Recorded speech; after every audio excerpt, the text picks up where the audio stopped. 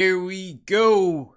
JL is a special edition of Post Game Live. CP from KnicksFanTV. My man Jay Ellis from the Nick of Time Show. This is the season preview 2020 and making his return to the show, Jay Ellis. Second time on the show. He's the host of MSG 150, the host of the Hahn show on ESPN Radio, now national. Put some respect on his name, Jay Ellis. Respect on that name, damn it. Alan Hahn. The Knicks Fix returns. Han Solo in the building. Welcome back, man. How you doing? I'm good. I just want you guys to know right out of the gate, this hat is from which draft? Oof, that's from the Frank draft. Or is that Porzingis? No, that's the Ntilikina draft. That is the Ntilikina draft of 2017.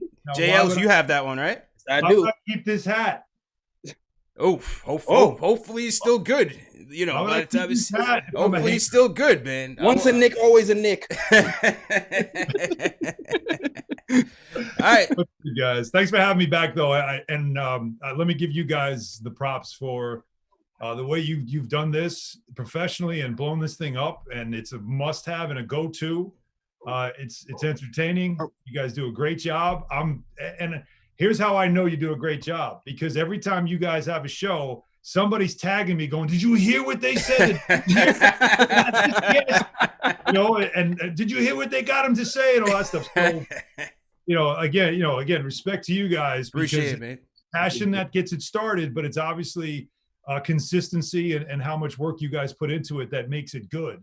So congrats on the success you've had so far. And again, thanks for having me back on. I was looking forward to this. Absolutely. Likewise, man. All right, so we had a condensed fast break all season for the Knicks. Very fast all season for the Knicks. Let's start with the draft. Obi Toppin pick at number 8. We had Emmanuel Quickly at 25. How'd you feel about our draft prospects? I think Obi Toppin is going to be a star. And it's funny. I remember talking when I was doing the draft research, weeks before the draft, watching, obviously all the different films that's out there. I like watching full games, and, you try to find how many full games you can get. And as I watched them, I'm like, damn, like if you get him in the Garden and you got Mitch, who's also, and you just Lob City, you just get down the floor. Box office. So hard. That's what I said. He's going to be a fan favorite at the Garden. And the vitriol that I got back from people that are like, Halliburton or you got to trade up for LaMelo. No. It's like, if he falls to 8, you just thank God and you go on, because this dude's going to be ready for the league. And fast forward, he falls to them at 8. And I actually feel like he was supposed to be at 8, if you know what I mean. Like, there's certain players that go to certain places. He was meant to be there. Yeah. But it's when you see him and when you hear now what guys are saying about him with his own teammates. I mean, Alfred Payton was like you see, like what this kid's doing. Even Kevin Knox was talking about how the kid walks in the gym at 8:00 in the morning. His first shot is a between the legs dunk. Who does that? Like, I'm out here, I'm doing the Achilles stretch for like 10 minutes before I can get a shot up. And so when you have that, his pedigree too. His dad was a street baller. His dad was a legend. He grew up, on those streets, on the side, on those parks. He named them all too today, which I love that too. When he's talking about Dykeman, he's talking about West Fourth. Not just Rucker, which is the name everybody goes to. He all the other parks too. It's like it's in his blood. It's in him. I love using the phrase like blood in the ground. Yeah. He's got blood in the ground. I like that. So there's so much about him that I think is going to be, he's got star potential. And I'm looking forward to seeing where he's going to play and how he's going to play. But if Tom Thibodeau says his offensive game is as ready as it can be for a young player, I mean, he rarely speaks in hyperbole. Yeah, I was surprised Tibbs said he was ready, man. I was really surprised Tibbs gave him the vote of confidence that early. Yeah, that said a lot to me. That caught my attention. And then I'll try to be quick on Emmanuel Quickly, no pun intended. Another guy that some people thought, you could have gotten this player, that player. Like, you took him too high. You could have gotten him in the second round. Whatever it is, he's there. He's a player you wanted. They've got intimate information on him. They know him well because of Kenny Payne and their relationship with Cal. They've got a guy that is a flat-out shooter, confident kid, competitor, can defend. Now let's see what they can turn him into. Yeah. I really liked their draft. I thought they did a really good job on draft night, maneuvering, the little movements they did.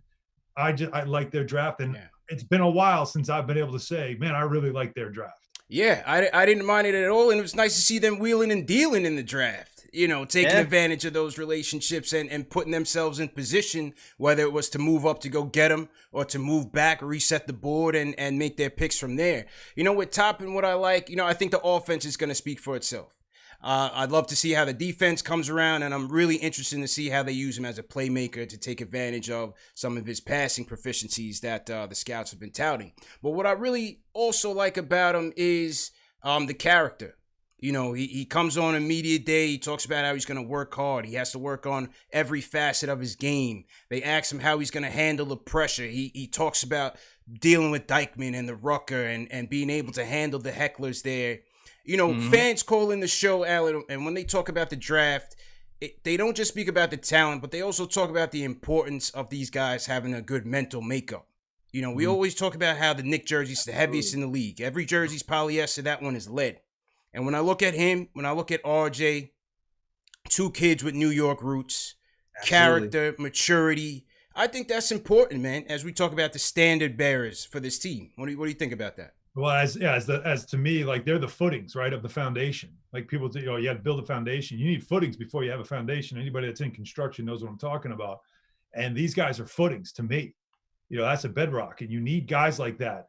So you can now build off that. And I do think I agree with you on RJ. I've always been a fan of his. I think his character is something that people overlook, the toughness that he has, the strength. We saw him at 19, and he was knocking grown-ass men across the lane when he was driving the basket.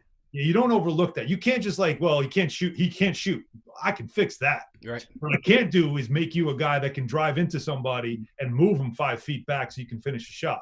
That's impressive. So that's the kind of stuff I like about RJ, and that he's never lost before. So last year to him, you know, that stuff bothers him. And how, by the way, refreshing was it when he was asked about the all rookie team?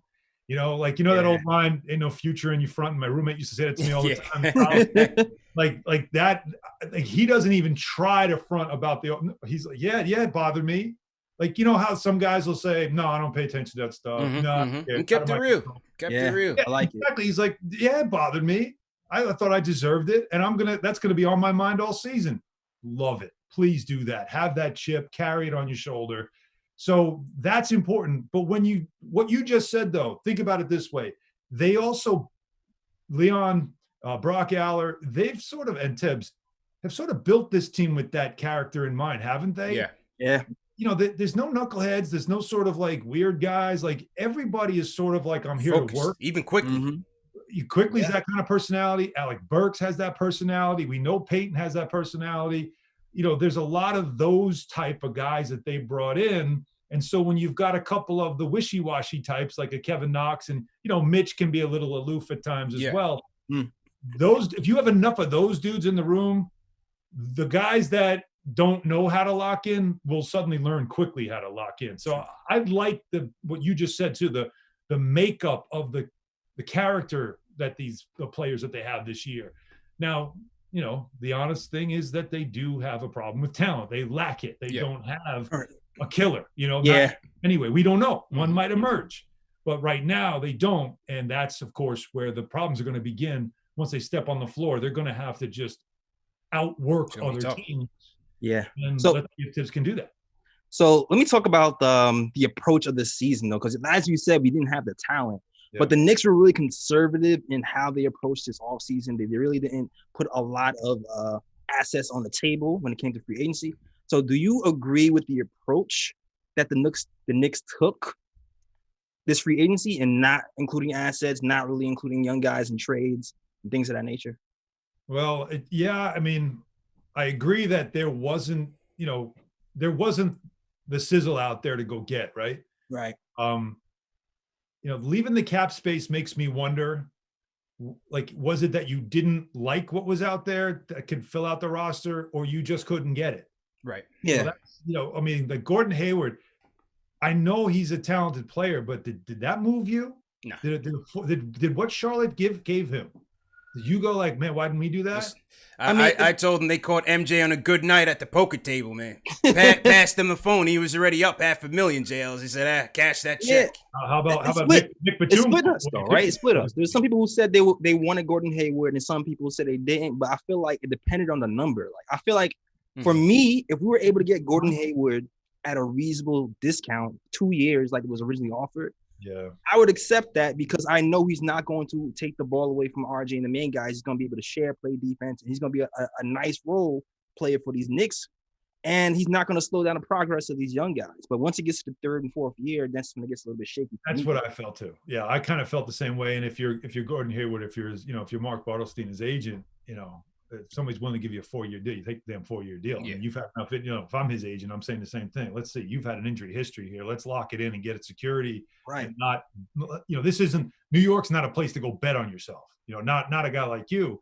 So like that didn't break my heart, right? Like that one didn't. It just wasn't that one. Right. Fred VanVleet was very interesting. Like that was one where I was like, I could want that one. Yeah. But in anyone's right mind, why the hell would he leave Toronto? Right. Like, at home they made him. Kyle Lowry's just going to get older and fatter, and eventually, Fred's got to be the guy. He's going to have to be the man there. So that's a perfect place for him. And it didn't make sense for him to leave. So I wasn't putting a lot of stock in that either. I would have tried to do Fred and Bogey and have that Bogdanovich. I like him. And you Fred, and now RJ doesn't have as much pressure on him. You got a really solid backcourt. Like I would have could we try that? Bogey, I was told Bogey didn't want to come to New York. He had no interest in going to New York. I'm scared. So that's one. And then Fred wasn't going to leave Toronto. Yeah. So once that was out, I mean, other than trying to just whisper in Donovan Mitchell's ear, like you don't like him. We'll leave the light on for you, basically. Yeah. Like everybody, just act up a little bit. They'll get you out of there. Just act, Or De'Aaron Fox, look, they just drafted your replacement. Why don't you get that one time extension? They took the money as they should have. So what was out there? What else was going to happen? So that's why I'm left sort of. It's hard. You asked me to answer a question with a yes or a no, and I can't. That's fine. Because I don't have enough information on what was available to them. Right. But I understand what they did this offseason, which is show some discipline, not throw money around. And the obvious big thing that they could have done that they didn't was Russell Westbrook that I suggested. And Chris Paul, by the way, was not plan A. No disrespect to Berman and anybody else that talked about this. But I'm telling you, Chris Paul was not plan A. Chris Paul was a plan. Right. Like it was, if he wants to come to New York. And I didn't feel like he really wanted to come. Like, why would he want to come here at his age? Where did his family live while he was in Oklahoma City and in Houston? He's not in L.A. His family stayed in L.A. Right. They were in L.A. the whole time, and he would fly out. The one thing they loved about the Thunder is they would let him go home. And so he would. So for him to come to New York, he'd have to take everybody with him or leave them behind. Yeah. Of course, he'd think about it if suddenly the Knicks were able to put something together like that was pretty exciting. But there was nothing happening. And for him, let me just stay close to home. And neither LA team had the ability to get him. And Phoenix is pretty close, as we know, to LA. So that worked out for him. And that's where he went. So that was not plan A. It was just a plan. Right? I want to make that clear to people. So Russell was the one temptation. See, wasn't Russ like, I said this, like if this was 2007 and Isaiah was in charge, Westbrook would be wearing zero in New York right now. Oh, yeah. Quickly. Absolutely. 100%. 100%. And the Rockets would have every first-round pick. Exactly. And I would be crying right now. Yeah, that's a fact, man. That's a fact. Listen, that's all you could have done. That third year at 47 was the cause for pause, and didn't happen. It was too much, man. I just felt like I liked the fact that they kept it lean. I'm sure they had their targets. As you said, we don't know who wanted to come here. We don't know what their price was, but I feel like they have a strategy, a plan, and it seems like it's a bit of a carryover from last year, if we're being honest. Just a bit better executed. I like the fact that they used the cap to bring Ed Davis in. They got 3 second-round picks out of Ed Davis. He never even stepped foot here. Use the cap, weaponize the cap. Yeah, I love it, and I think. Listen, they're going to keep it lean, but still try to bring players here that can help. They bring in Rivers, they bring in Burks, guys that can probably help space the floor and help RJ out. But I feel like they got their eyes on the prize in this draft. in this 21 draft, everybody's talking about how this is probably one of the deepest draft in years. I made a point on, I was on FAN. I made a point saying that I don't think anyone in the league knows this draft class better than Worldwide Wes, the underboss of the NCAA, and Leon Rose. I'm serious. And who knows these guys better, JL? You got to throw in Walt Perrin, OG. And Walt Perrin, the OG. And Alex Klein, who has a reputation for doing his homework and all these prospects. They know the end game, Allen. We need that dog at the top of the draft, man. We still need that talent. Tom don't know the end game. Underboss. Tom don't know. That is, but you understand, right? Like, you're. What are you noticing that's different about this team since Leon's taken over? This is the family. Like, this is. I don't know who Fredo is. Definitely the family. Whoever gets sent out to, like, you just go with the G League team. Like, that's probably Fredo, right? He gets sent out to the casino. No, I'm just like, it's, you see, like, they operate in the shadows. Yeah. They operate in silence. Like, I love the little tweaks. Like, the writers are like, Leon Rose hasn't spoken to the media in 4 months. It's like, yeah, he's probably not going to speak to the media for about 6 months. Yeah. He's got nothing to say. Like, you know, but that's how they operate. They operate in shadows. I don't need your attention. I don't want the spotlight. And that's consistent to their character, which when I was a writer, getting Leon Rose on the record, impossible. Getting Leon Rose to respond to you, even more impossible. There were very few people he talked to. I always tell fans this. When you want to believe something, if you see a rumor, it ain't true until Woj tells you. And it's not because I work at ESPN. It's because Woj has known Leon forever. So if anybody's going to find out, it's going to be Woj. So that's what you trust that.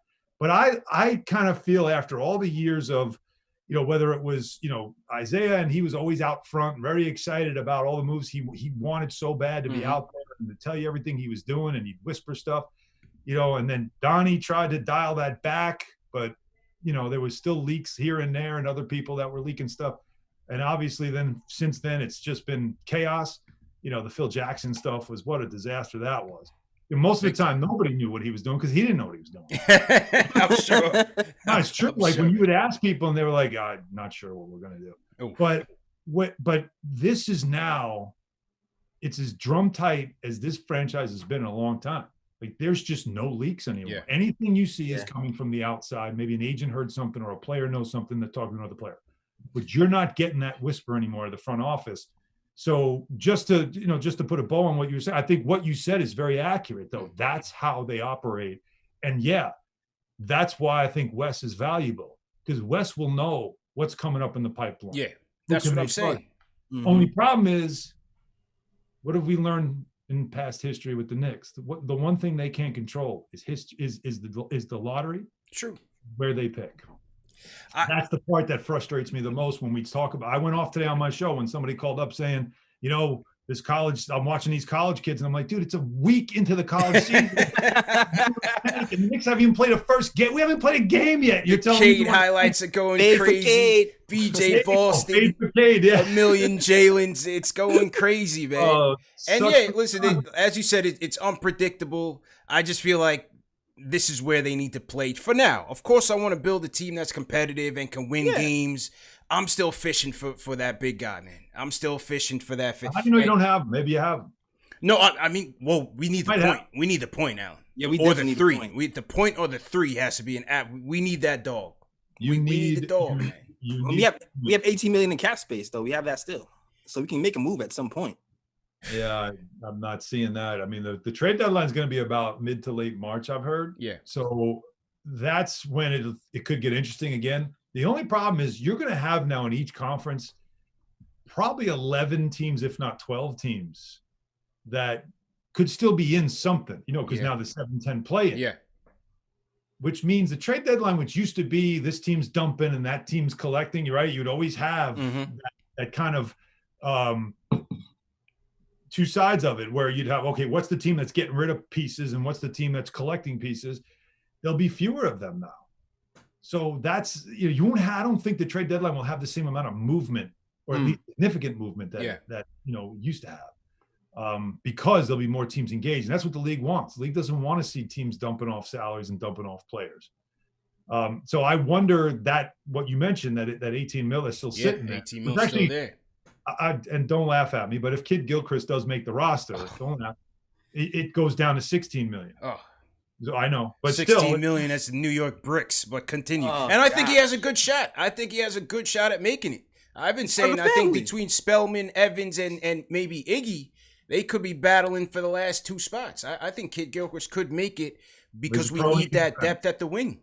Yeah, he's a pro and he can defend. I mean, right. You know, but obviously I need guys that can make shots, and he does struggle with that. But that doesn't mean, again, a pro that can defend. I need a guy like that. They know him well, obviously, and more Kentucky guys, the better.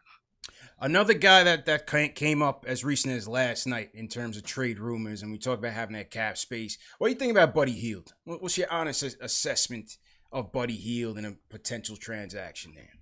He's a terrific player. The contract's fairly reasonable when you think about it. Obviously, shooting is everything with him, and the last game he played at the Garden, he put on a show, if I'm not mistaken. He tends to be a bit miserable, though. Yeah. Like it's impossible to keep him happy.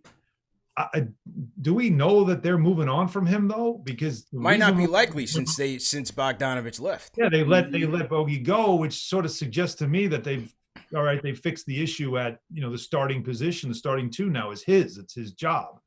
So I don't know him to be somebody that would be on the move. Now, the first thing you do is you always say, all right, what's his affiliation? Who represent him? Is he a CAA guy?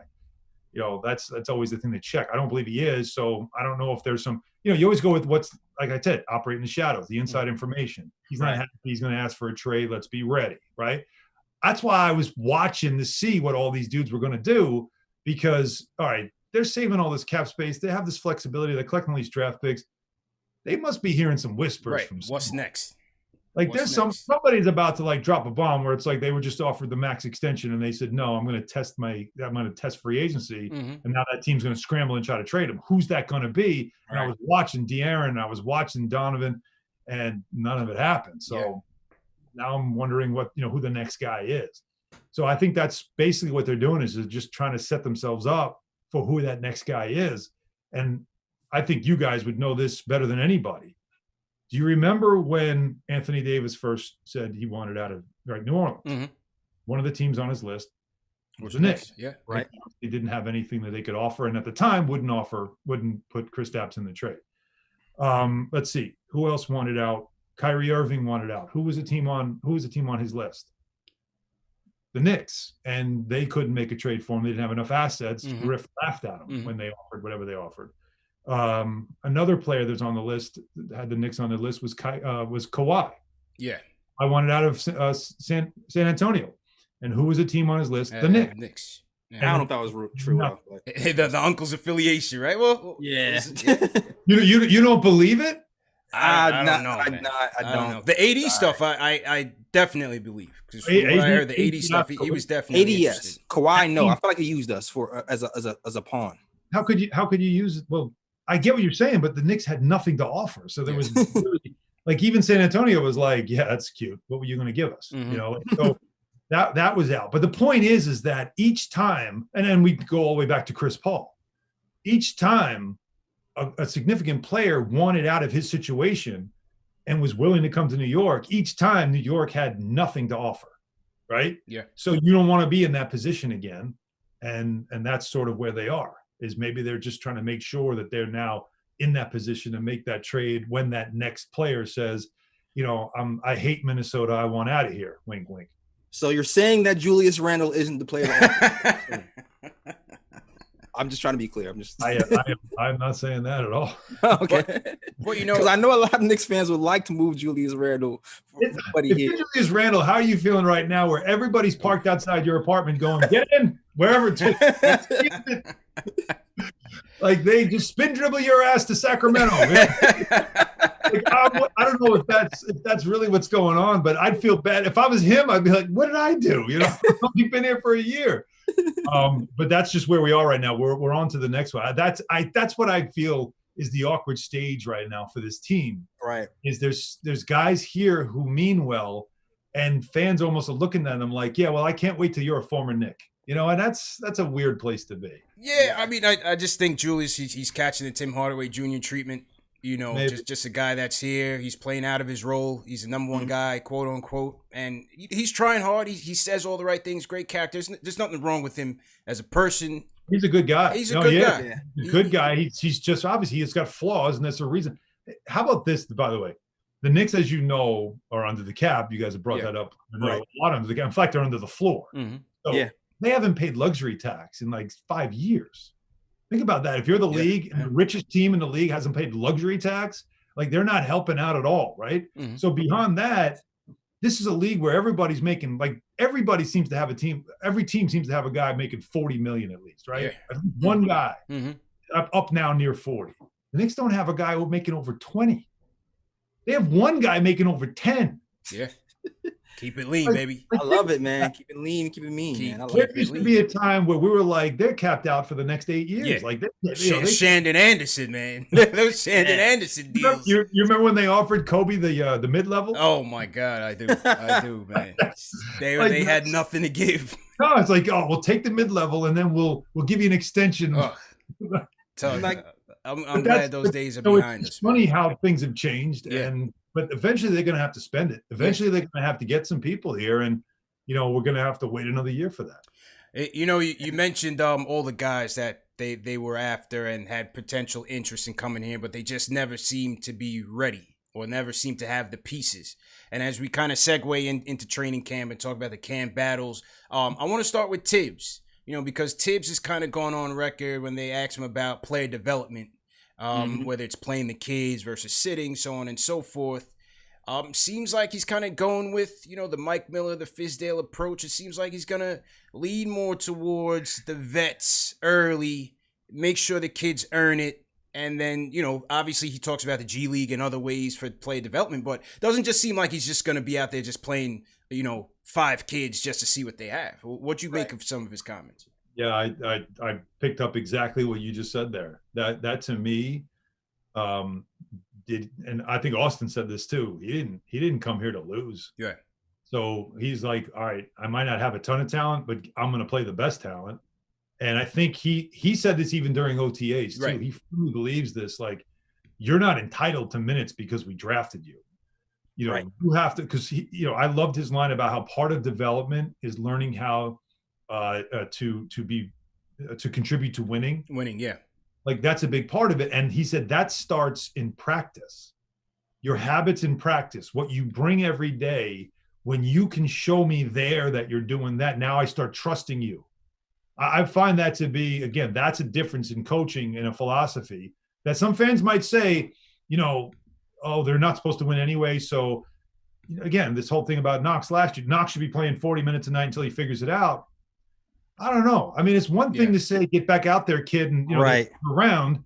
There's another time when you go, all right, you've been bludgeoned enough. Why don't you need to sit this one out, maybe watch somebody else for a while and figure it out.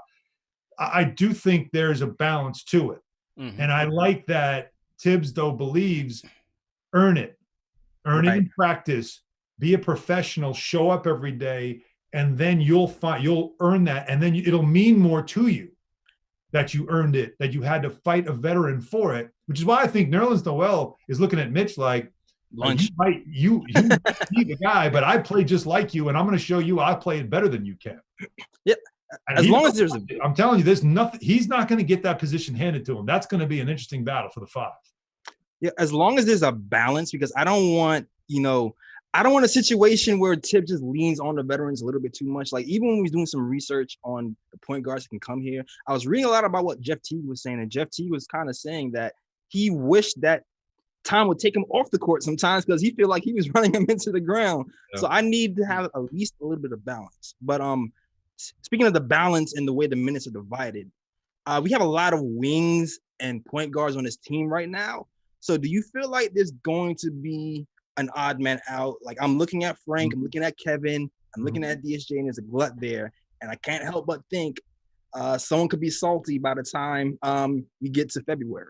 Yeah, I think you're 100% right. He actually even said that too, that somebody's going to have to sacrifice, right? He said that too, Tibbs. He said there's going to be you're going to have to make some sacrifices. You can't play 15 guys every night, but you always have to be ready. It's going to be a test. They say this in the NFL: when you have 3 quarterbacks, you don't have one. You don't have any.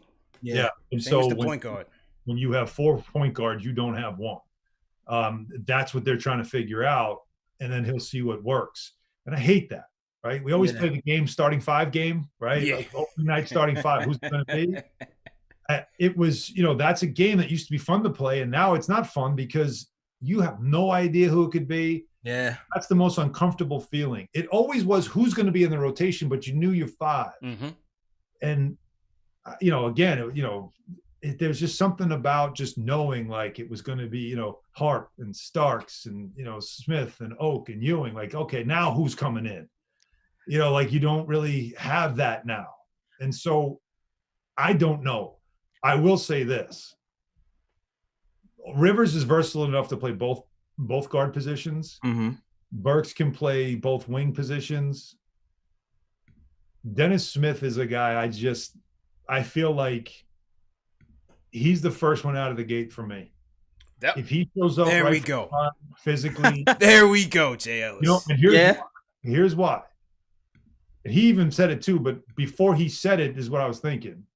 Tom has to look at him and think, Derrick Rose.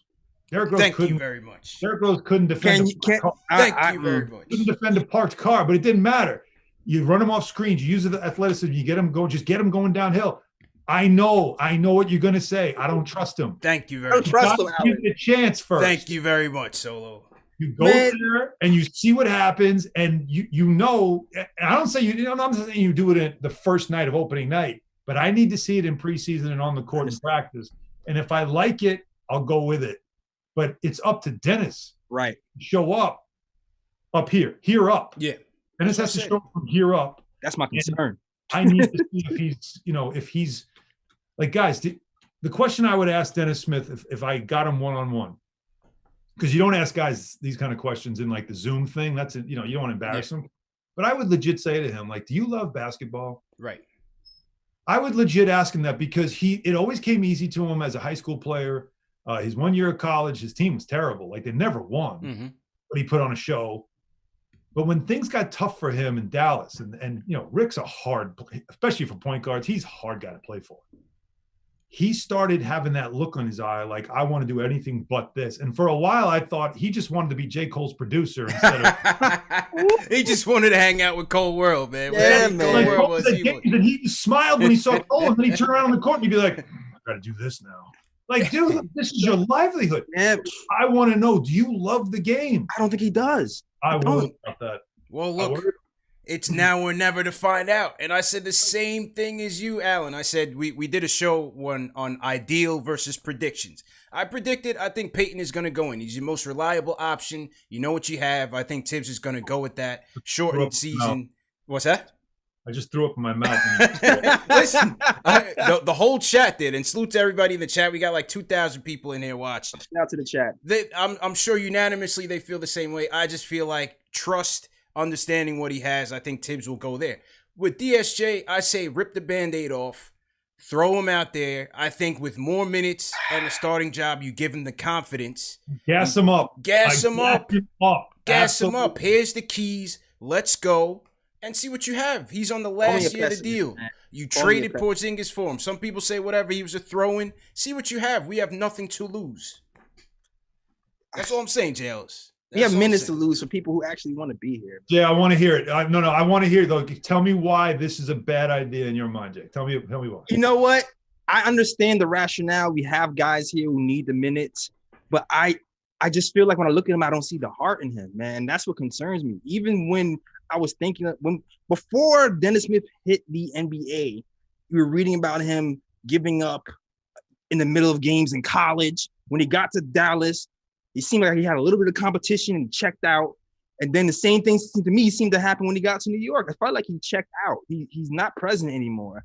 And to me, I like guys who are a little bit more engaged. Now I get that, we had, some problems last season. A lot of issues, yeah. A lot of issues. Very personal issues as well, but also, the shot just completely fell off. That got just right for him. But no, and I also think, like you said, I think he kind of lost his way a little bit and got caught up with a different lifestyle that he was kind of leaning towards. And I think that's why I question the love, the passion for the game, like how bad you love it. And I bet you he'd be so offended if I asked him, right? Because God, like he'd be offended. Mm-hmm. But deep down, he'd understand. Like, yeah, it takes a certain person to recognize that, right? You know what I mean? Like I've been during my playing career to know, like I see that in someone's eye. Like, no, you don't love the game. Like you're talented. You live off the talent, but you don't love it. Like I can tell you don't love it. Like hard work beats talent when talent doesn't work hard. Give me the guy who's going to work hard any day of the week. Yeah. And if you don't want to be here, you can leave. Like there was rumors that Steve Mills had deals signed, lined up to get him out of New York, and for whatever reason didn't happen. I think his trade value didn't go, it's in the toilet right now, and we couldn't move him. That's the only reason why he's here, and that's how we have to play him to raise his value. But I hope it works out. For the sake of the trade in this franchise, I really hope it works out. I am for giving him a chance because Tom Thibodeau is here. My belief is just in the toilet right now. I don't have the most confidence in him. I just say go for it. Roll the dice and go for it. And well, what are your options? See what you have, right? What are the options? You just told me Elfrid Payton, and Elfrid Payton is a nice backup kind of guy. Like he's fine, but I can't have fun. I need to find lightning in the bottle. Like I need to find something that, let me see if something just suddenly sparks. And if this guy shows up and all of a sudden it's like, whoa, Dennis is different this year. He's a little more mature. He's a little more like he understands now. Like this is my life. Like I've got to, like he sounded different in his media session, but obviously I need to see it. Right. I just feel like you got to look at your options, and he's still, to me, athletically, physically. That's a fact. Is still your best option. That's and a fact. I need to get him right. If I can get him right, that's it could be a huge payoff. I have a different. I mean, go ahead with your guy, because let's go there, JL. Let's go there. Listen, I'm a Frank guy. He ended the season with 2010. He ended the season with 2010, right? But here's my thing. I know Frank isn't an engine point guard. He's not going to whoopsie-do you, break down the defense off the dribble, and he's not going to do anything of that nature. But I know that we have RJ here. I know we have Alec Burke here. And I'm thinking, what if we go another way? What if we go the route of RJ doing a little bit more playmaking, and we work that way out? And even if Frank doesn't work out, we have a point guard who can shoot to stretch the floor for RJ and just go another route altogether without a traditional point guard. Just a point guard who can make the open shot, whether it be Austin Rivers, Emmanuel Quickly, or Alec Burke, who's playing the point guard sometimes on some weird lineup stuff. Just another direction if we don't have the traditional point guard here that we need. Well, you can't, and you mentioned Quickly. I wouldn't completely overlook him either in this dynamic, because he has a very unique skill set that not many other guards on this team have, which is he actually can make shots. He's got a really nice floater. Now, he's not an explosive player. Right. What else he can do that Tom Thibodeau will like? Play defense. He can defend. Sure. And he showed in college. So I want to also see what in time. I don't know if he's stepping in and just, he's not going to just take over. Maybe he does. But I want to give him some time too and see what he can emerge into. But here's what I'll say about Frank, and I know now everybody's going to start leaning forward, like, oh, here he goes, right? Let's go. Understand something again, like this. I like Frank personally. I've interviewed him. I've done one-on-ones with him. He's such a good kid. It's hard not to root for him and to want him to become something great, right? It's hard not to. But then there's the reality side of it. And the reality side of this player is simple. What we've seen, and I know, here I'm sounding like Hubie Brown now. Okay. But what happens with Frank is the inconsistency of his playing time is what people blame. Right. The problem is the inconsistency of his playing time. When you ask everybody that coached him, all three men so far who have coached him, they all say the same thing. I never know what I'm getting from day to day from him. One day he's here and he has those locked in games. We're like, whoa, like, did he just dunk on that dude? Like, did he just step back three? Like, he's locking down defense. And then the very next game, we're like, all right, Frank's established. He's the point guard. And then it's like blank, not here. just non-competitive, looks confused. Doesn't like pressure on his. He does not have a tight handle, and when you put pressure on his handle, he's uncomfortable. Picks his dribble up, starts his offense out on the logo, and now you got the vets on the wing. And again, if you watch the game from the court, TV takes away some of this stuff. But if you're fortunate enough to be, in the building, you watch vets when he picks the dribble up at the logo. Yeah, they go, oh, well, the play's dead now. Like, what are you doing? And you just see the frustration and the tension build. Now the play's broken. Now the shot clock's winding down. Complete disaster. Now it's whose fault? What kind of coaching is that? It's because this guy picked his dribble up at the logo. Runs to the corner. But you're not going to throw him under the bus. Yeah. Like, you're not going to do that to him. So Frank, the issue with Frank is it's almost like Dennis, here up. Yeah, right. It's the determination every game to bring it. You hope this coaching staff, with the developers they have, with a guy like Tom, the amount of film they're going to watch, that they could get something out of him, and maybe they could reach him to say, you got to show up every single day ready to fight, ready to rip someone's face off, like your life depends on it.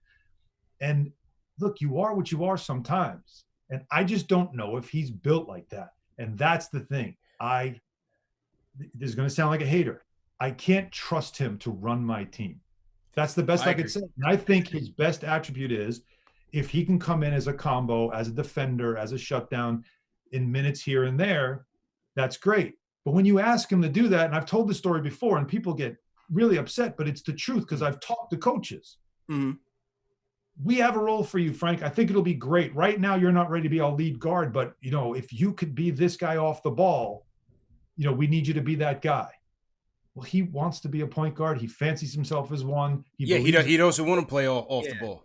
Doesn't want to play off the ball. And so you're not getting him 100% off the ball. You're almost getting him as if he's questioning. He's questioning. His heart's not in it. Yeah. So he's not a bad guy. This is what all athletes are like. This is what I want to be. And the coach is saying, but this is who you're going to be for us. And that's that internal battle that's going on. And I just want to see now, okay, Tom's got to look at him and all his physical attributes and the 7'2" wingspan that he's got, right? And the defensive abilities, and say, you would think that he'd be salivating to coach this guy. I've barely heard Tom say Frank's name in any interview when he's asked about it. Interesting. Very. I noticed that as well. He's watched film. He's watched 3 years of film of Frank. 100% guarantee you he's been sitting there eating pizza watching Frank and film of Frank to see what about this kid can I get. And if he's not gushing about him, that's what makes me now hesitate and think if he doesn't see something. And I'm wondering, how much of a role is he going to have on this team going forward? Because other than on social media where his R&B album must be selling great, those pictures of him, that's come on. Seriously, that's a 90s R&B album. A couple of those pictures of him, right? If I'm on the team, if he's my teammate, I'm killing him for that. I'm like, so when's the album drop? Frank, what's the first song called? Frank is that guy, man. Why Me Baby is his first song. That Gen Z drip, man. He's a heartthrob. He's a heartthrob. So he's a good-looking guy. I'm just messing. But did you panic when his social media photos went down for a second on Nick's Twitter page? Did you? The conspiracy theories are flying last night, man. Flying off the rails. There's every other day there's Frank pictures on Nick's social media. It's fantastic. It's good for him. But yeah. But no, that's why I don't know what his role is going to be. I'd be honest about it, and I understand that the Frank Hive, they get very upset. It's so polarizing. I've never seen a player who's done so little for a franchise. So polarizing. Let's be honest. What has he done? He hasn't done anything yet. But there's you either absolutely love him or you absolutely hate him. You're not allowed to be like me and just say. There's no in between. I don't think it's that good yet. There's no in between, man. Let me hit the reset. The comments must be just going crazy right now. The comments are going crazy, man. They're writing letters right now to MSG. Fire this clown. It's fine. I'm getting them too. Jay Ellis, you're crazy. You like Frank. I love it. You want him to be over DSJ. You're nuts. We're both going to get it. You know why I kept the hat, man. I kept the hat from that draft. So salute to everybody in the chat. Hit that thumbs up button for your boys. CPJ Ellis, Alan Hahn in here. I'm hearing we got the rhyme animal Chuck D in the chat, Alan. He's here for that Knicks talk. Yeah, I sent him the link, yo. Absolutely, man. Salute to Chuck. Before we get to the next questions, remember, guys, this show is brought to you by my friends at Manscaped. Guys, it's December. It's holiday time. My friends at Manscaped want to make sure you take care of those jingle bells with the Lawnmower 3.0. That's presented by Manscaped, the #1 men's grooming tool below the waist. What I love about the Lawnmower 3.0, it's aerodynamic, it's sleek, it's got skin-safe technology. Make sure you don't cut yourself. Very important, JLs. Those Knicks, very important. Good battery time, cordless, water-free. You can take it in the shower. Waterproof, sorry. You can take it in the shower. And for today, go to manscaped.com, enter promo code Knicks, and get 20% off your total purchase, plus free shipping. Excellent for the holidays, fellas. Tell the wife, tell the girlfriend. This is the perfect gift to put under the tree. Remember, go to manscaped.com, promo code Knicks for 20% off, plus free shipping. Yeah. And CP was telling me before the show, everybody that's watching, he likes the video testimonial. No testimonials, no success stories. stories. Just go get yours, man. Just go get yours. Oh, you said you looked forward to those. You get those testimonials. Before and after. No, email your before and after. No before and after photos. Just go get it, man. Just go get it. Couple more enduring. Yeah, right. couple more for you, Solo. Definitely appreciate the time. We talked about Julius. We have Obi here.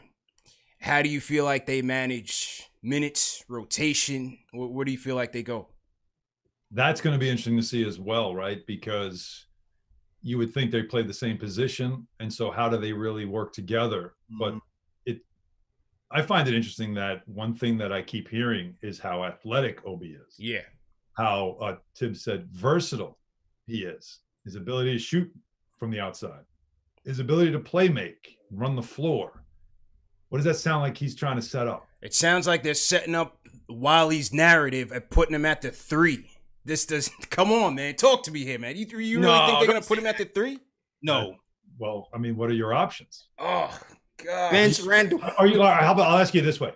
Are you sitting your highest paid player? No. I think Julius is in. Definitely. 100%.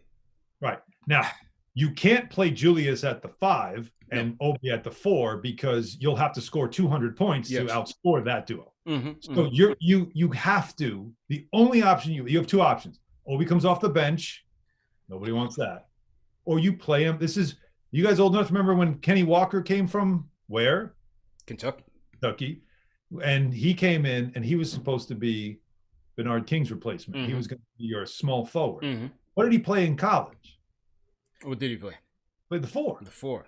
He couldn't do anything from the outside, but they put him on the wing. They put him at the 3, and he struggled. Kenny Walker, slam dunk champ, incredible athlete, right? Guy could run all day long, never got tired, just absolute freak athlete. But when you put him out of the wing, he struggled, had a hard time, really struggled defending, fouled a lot. So that's what scares me. It's sort of like that.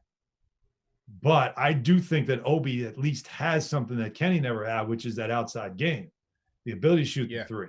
Right. He's a lot more of a playmaker, a little more like he's got great court vision. You watch his games, he's very aware. He sees the floor well, he moves well, he anticipates well, all that stuff.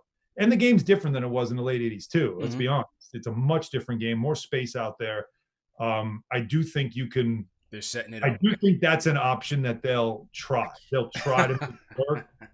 But I'm with you. I'm not 100% comfortable with it. Yeah. But I keep hearing about how athletic he is and how versatile he is. Setting it up, Jails. Yeah, that's. I just can't. I know he has a while to go as a defender. His stance is a little wobbly at this point, and I trust Kenny Payne can fix that, but it just seems like that problem will be exacerbated playing small forward rather than power forward. It just seems like it's going to be way worse. But what are your options at the 3? You putting Reggie Bullock there. I mean, is Kevin going to be good enough there? I think Kev's going to be on an uphill climb regardless, but I think they would put Bullock in there. But I mean, Obi. The thing with Obi, I feel like he has time. Let the Randle thing play out. Maybe they have a trade for mid-season. And maybe Obi finishes games. Well, but how do you get 20 plus minutes for Obi, and yet Randle still gets his minutes too, and they're effective enough? I just feel like that would create more of a problem. And we also know that Tibbs is a guy that has a 5, and that he'll play that 5 till their tongues are hanging out. Right. He wants to play a 9-man rotation, Yeah. but like, number 7 and number 8 and number 9 are going to get in for like 30 seconds. Mm-hmm. They're not going to play a lot. So that's my other question is, we know how, like, if you know Tom and his history, that's how you sort of try to project things. You watch what he did with certain teams and certain players that he would have in different places. And, I mean, well, dang, didn't he play him at the 3? Yeah. Right? Yeah, like, so it's, but also Luol Deng could guard 4 different positions. Mm-hmm. Yeah. I just think that might be their best option right now until they figure out, the Julius Randle future thing. And maybe it's a way to not have to make Obi feel like you've got to be our star, you've got to carry this team. But to be honest with you, if they're going to do anything and even try to compete for the 7-10 play-in, Obi's going to have to probably be their best player. I just think he might overtake Randle, to be honest with you. Maybe not from the jump, because yeah, maybe that happens too. You never know. It could happen. So yeah, but you're asking me again. You're asking me how are they going to handle it, and I'm telling you that's I really believe him when he says there's going to be competition for every spot. That includes spots that you think are locked in. Yeah, I don't think anything's locked in. He'll probably take the 5 that play the best together, no matter who it is. So it could be anyone at this point. I just wish I could be in the gym watching, because that's my favorite part is training camp, watching the scrimmages and watching that stuff and just seeing it develop. And we don't get to do that this year. Interesting time and certainly unfortunate. But you mentioned the 5, and a lot of speculations from the fans on how Tibbs feels about Mitch. Tibbs went in on media day and said he wants to see some professionalism and some more growth, and he has things to work on, and things of that nature. I take it as just trying to keep him focused and keep him engaged. And then there's Bondi, the Daily News, came out with a piece that said USA training camp, they had some issues with his commitment and things of that nature. What do you think the organization really feels about Mitch right now? I think Bonnie's on point. I think that you spent some time with him. And I think Tom is trying to sort of set that tone that you might have gotten away with some stuff around here over the last year, but that's going to stop now. And you need to show up on time every day and be a professional. When you hear a coach talk about a young player, and when he's talking about things he needs to learn, and professionalism is the first word he uses. Yeah. That rings an alarm for me. Yeah. Because when he talked about Kevin and we talked about RJ, I didn't hear him ever say professionalism. Right. Show up every day at ready to work at practice, like show up every day ready to work. That stuff is like, that's like me saying to you, like, see, when you wake up, make sure you breathe in, then breathe out. Yeah, right. Like I don't say that stuff. Right. So when I hear those words from an experienced head coach, that tells me, there's something happening there and to keep an eye on it. And then when Nerlens is asked, are you cool with coming off the bench? Like, what do you think your role is here with Mitch here already established? And he's just like, yeah, I'm going to compete. We do the same thing, like I shot 65% from the field and, 30% of my field goals made was dunks. And, I'm one of the best rim protectors in the league, statistically over the last year. So we kind of do the same things, and yet I do them better because I understand team concept and I understand professionalism. More discipline. Like he didn't say it, but he sort of said, and then he threw in that, I want to be a big brother. I want to be a mentor. Right. Of course, I want to set an example. But I'm Mitchell Robinson shouldn't just walk in here thinking, I've got this. This is mine. Let's remember, they found him. Right. Like this was like a neon thing from Blue Chips. Like they went like the bayou and found him, dunking on, chain nets and stuff in some barn. Yeah. So, they found him. He never really has been coached. Never has been coached. And the little bit of coaching he's gotten so far with the Knicks, little by little, I think, I'll tell you what, DeAndre Jordan probably taught him the most of anybody since he's been here. Sure. Absolutely. And so they really now not just got to teach him technique and in a game and how to stay locked in, but they've got to teach him and understand, like, all right, you're a professional now. Like your team depends on you, and you can't just get mad because somebody grabbed the rebound and just use up one of your fouls out of frustration. Like, you can't do that. Or you can't not pay attention to the scouting report. Because he's got so much raw physical talent. It's scary how good he could be. And remember, Carmelo Anthony said that. That kid has no idea how good he can be. The scary thing is if he never realizes how good he can be. And I think that's what Tom has to make sure doesn't happen. Yeah, I agree with you, man. It was a little I scratched my head a little bit when he left the bubble a little earlier from the team practice, and they had to send Mike Woodson over there to kind of work out with him. That was a little bit of a head scratcher. I mean, I'm not sure if it was serious or not. They claimed that it was like a family issue or whatever, but it was. Yeah. Okay. He wanted to get back to 10 to something, but I'm not going to pretend to know all the details, but I do know, again, like what, when you're dealing with people that are, we're serious about what we do, you take care of that personal stuff, and you understand, and you let everybody know, all right, well, I'm going into this bubble now, and I won't see you for 2 weeks. Right. Understand that. I'm going, and so let's take care of this now because I got work to do.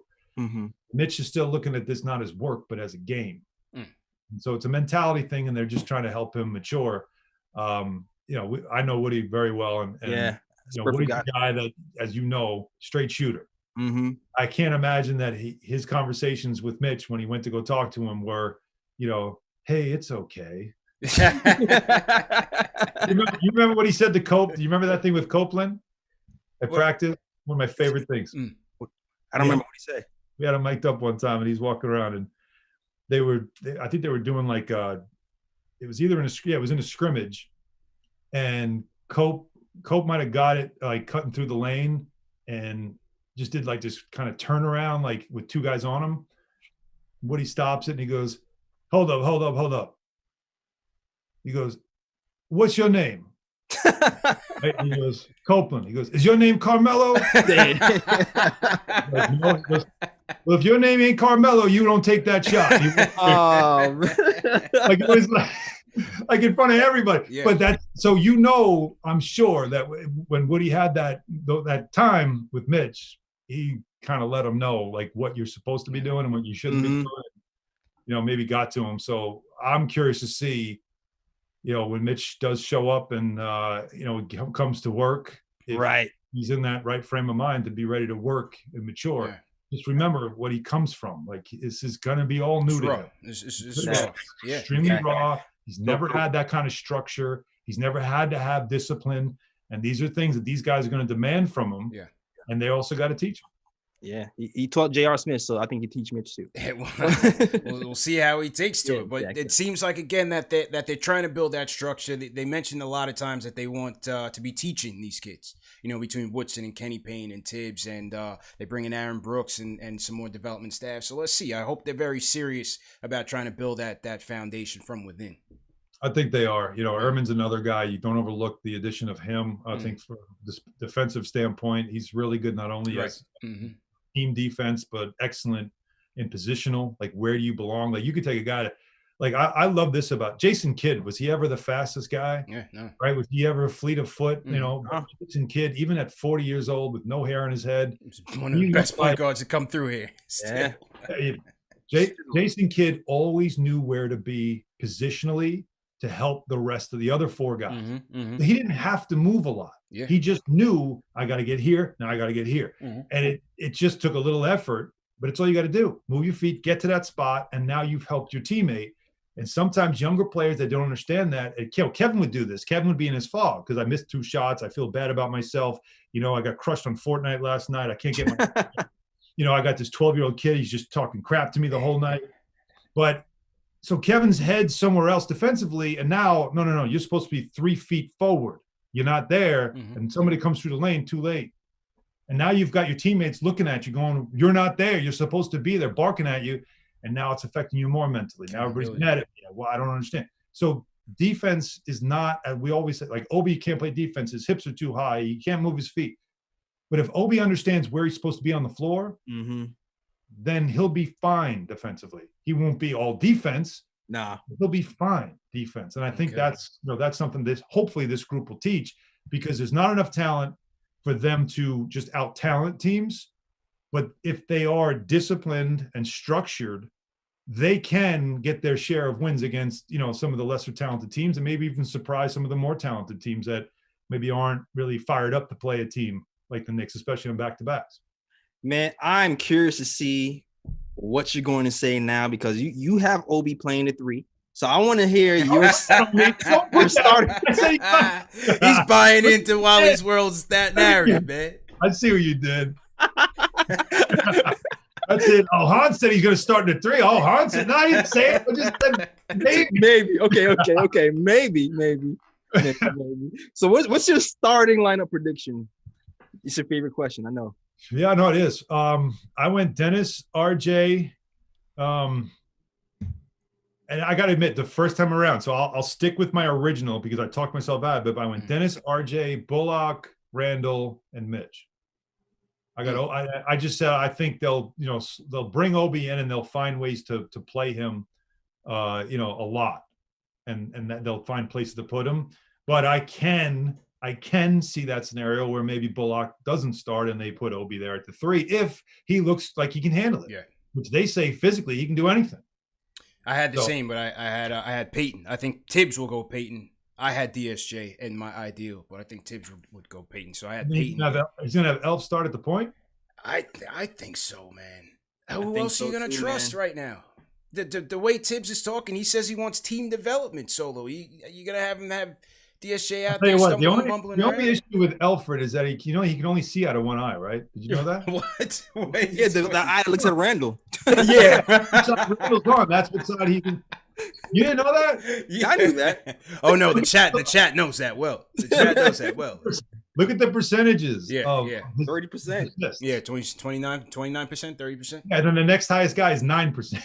Yeah. It happens to be RJ, which is at least that's nice. But yeah, I mean, look, and if I'm a point guard on that team last year, who's the one guy that gets buckets? All right, I'm passing you the ball, so I at least get it. So it's no hate towards Alfred. I mean, it's smart, but that to me is the last resort. Yeah, honestly, that's the. I hope so. I hope so, man. But Alan, we definitely appreciate the time. Been a great conversation. Gave us 1 hour, man. We appreciate it, man. Well, I thought I was taking calls with you guys, man. I say calls. Listen, I didn't know. We could be here. Call in. We could be here. I'm just being respectful of the time. We got some calls loaded up. No, I come here for the heat. All right. Yes. I know it's coming. Here we go. Let's go. All right, so let's take some calls, man. No doubt. Make sure we cut the video. Hahn wants Obi to start. Yeah. Let that go Nashville, man. All right, with you giving that face like, yeah, you're going to put those up? Yeah. Right, you'll be gas facing me on opening night where it's like, look at him. I know what you guys are doing. All right, let's go. Ron from Baltimore, kick us off, man. How you feeling, bro? Alan Hahn is on the show with CP, and oh my gosh, and Jay Ellis. This is my Christmas. Ron, how you feeling, man? Go ahead, bro. Here's my question for you guys. Do you believe that in the bubble environment where you had Damian Lillard come out and say that he felt it was easier, the game was easier, you don't have to be on the road, you can go to your hotel room with your coaches, watch film, be in bed by 11:30 p.m., have some ice cream. Do you think that it's going to help the fact that these young guys with Thibodeau in this bubble environment, do you buy into the fact that maybe some of these rookies may develop even more in the bubble? And then my last question is, Alan, RJ and Obi Toppin, do you buy into this notion that these guys, because Obi's from New York, because RJ embraced New York, that means something to Leon, to have faith in these guys, that we're getting guys that actually want to be here, that it means something for them to put the uniform on. To me, that means something, because if this is going to turn around, I want to do it with people that care about me and you. But that's all I got to say, but I love the show. Appreciate you, Ron. All right, Ron. The second question I'll give you first. I mean, RJ was the third pick in the draft. I think he would have been happy, like he was picked. The fact that he has the roots here, that his dad played at St. John's, his mom's, Brooklyn, and she was a track star. I mean, how about he comes from good stock, doesn't he? Mm-hmm. He's got that going on. And I think, you this is what happens though. I don't want fans to get too caught up in that whole he wants to be here thing. Porzingis wanted to be here, guys. Like, he wanted to be here. It wasn't until all the other stuff happened that he just, he got into his head. I think his brother got into his head. He got, disconnected, disillusioned, and then, of course, the injury just had him all depressed. But he wanted to be here when he got drafted. When you draft your own players, they are more invested than somebody who's on the outside that you're trying to bring in. When you draft him, he doesn't have a choice. John Morant would have loved to have been a Knick, right? Like, it doesn't matter who it is. It's if you draft him, this is what he wants. Steph Curry wanted to be a Knick. It's true. I was there. So drafting your own players is what develops that. And then if those players become good, people on the outside see it and they want to be part of it. So I feel like that's what you're seeing.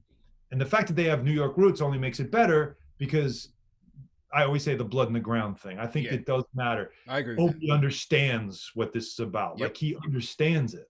He has a little deeper understanding. And I do think RJ has, there's something about him that he's wired that way. Where he wants this. So that's what I'll say about that. What was the other question? He asked about basically just having no pressure playing in front of fans, right? Oh, that's a great question. Yeah, it's a great question. I said the same thing. What did Austin say yesterday? How about the Knicks never have no home court advantage, because everybody is on their A game at MSG. Right. See, and when the 90s, the Knicks were tough at home and they used to beat the crap out of everybody. Yeah, but in the 90s, you didn't have, like, Michael came in and this was his building, right? Reggie came in and he, they were the stars when they came in. They put on a show. They did. It's just the Knicks were good enough sometimes to overcome the show for the most part. Facts. When you don't have enough talent, when you don't have a star on your team, that didn't happen. So it's not a home court advantage, because other teams come in and they know there's no stars on that team, so I'm showing out. And that's what you have to deal with every night. The crowd, the buzz, the 50G that's in my pocket because I just wore these sneakers on the garden floor, and so now my sneaker company just gave me an extra stack. Like, that's all part of the deal. Like, that. Like, if you open a fresh box that you're only supposed to wear in New York, and there's 50 grand with that box, how do you feel when you got an extra 50? All of a sudden you're like, I'm ready to take on the world right now, right? So that's what playing at the Garden, that's why it matters. I mean, James Harden, you remember that whole thing was it Adidas? It was Madison Square Harden. Yeah. It was a gigantic billboard that they had right outside the building. And then he had the night before the game on 30th? They had they had a pop-up store, and it was all that Madison Square Harden, all that stuff. And then the next night he put up 61. Yeah. So, it's just something about it. So you're dealing with that. With no fans in the building this year, I do think it changes the dynamic overwhelmingly. Absolutely true. Changes the dynamic completely. I agree. For the visiting players and for the young players who don't want to hear, for DSJ, who doesn't want to be booed, right? Like he did on opening night. That you got to hear Ira from Staten Island screaming at you, right? Like, you don't want that. So I do think that there's something to be said about that, and it should be an interesting dynamic to see this year. Yeah, I agree, man. Salute to everybody in the chat. Hit that thumbs up button for your boys. CP J. Ellis, Alan Hahn in here. Overtime, J. Ellis. We got 2,700 in the chat. Let's go. We're going overtime with Han Solo. You know what I mean? I thought we were gonna cut it at the hour. He's going national with ESPN, man. So I had to make sure. I wanted to call you, all your followers. You got millions of followers, and they hit me on Twitter like, "I hope you're ready for the smoke." I'm like, Alan wants the smoke. Let's go. All right, let's do it. Next man up. Let's go to my guy. His nickname is Worldwide Wes. Another Long Island guy too. Solo. This is my guy Wes. What's going on, bro? Yo, I'm chilling, man. CP, J. Ellis, Alan Hahn the Great. What's going on, man? It's an honor, all three of y'all tonight, man. Yeah, man. Good to hear from you, Wes. What's going on, bro? Are you out on the island? Yeah, Wes. Where are you on the island again? I'm over here. I went to Central Islip High School, CI. K Solo, yes. So we played against AJ Price and all of that. That was my era. Amityville. AJ Price. Yep. I lived in Brentwood for a while. I lived over on Washington Avenue in Brentwood. Okay. You lying, Alan. You ain't living in Brentwood. Why would he lie? You want? I'll dig up an old driver's license. I'll give you the address. If He's false flagging. Absolutely. Yo, that's the hood now, though, Alan. That's you from the hood, man. It wasn't? Like, when was it? Yeah, right. Like what? Because I grew my hair a little bit longer now? Like, all of a sudden, like, I can't do that? I'm old. Alan's not tested. What y'all trying to say? Long Island stand up, man. You got to throw the braids in, man. You got to throw the cornrows in. Don't do that. I don't think that's going to work for me on MSG. Wes, go ahead with your point, bro. All right. So getting down to business. I'm a big supporter of Frank Ntilikina, right? Not that I think of him as a superstar, as anything more than just a good point guard who can set his teammates up. And I'm with you. He's very equipped to play, in my opinion, with when you have other scorers on the court.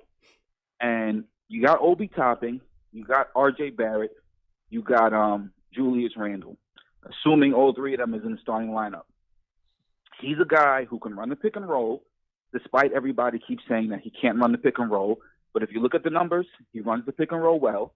He guards the pick and roll well. He's one of the better passers on our team, right? Not in the NBA, but on our team, right? And he's the best three-point shooter on our team as far as the guards are concerned. The other two guys shoot abysmal, at least from the corner threes, which Tom Thibodeau stresses as part of his offense. Mm-hmm. He excels at that. You look at his first year, he was coached. They played Jared Jack over him. You look at the second year he was coached. They got Moutier and played him over him. Two guys who were journeymen, who were signed for 1 year, who you knew were not part of the future. They placed in front of Frank. If you look at the Atlanta Hawks, if you look at the Charlotte Bobcats, and you look at other rebuilding teams who've drafted Miles Bridges, Mikal Bridges, and, Cam Reddish, all of these guys are getting 25, 30-plus minutes out the gate. Not necessarily because they earn them, but there's a duality of ways for a player to develop. And on-court minutes is an important factor. Now, when you're getting players who are journeymen and who has failed in the NBA for 6 years, and you're putting them in a rotation over a guy that you drafted and who's going to be here for 4 years, and you're stunting his growth. What is the sense psychologically? How does a franchise, an organization, do something like that? I just think that is so backwards and so idiotic.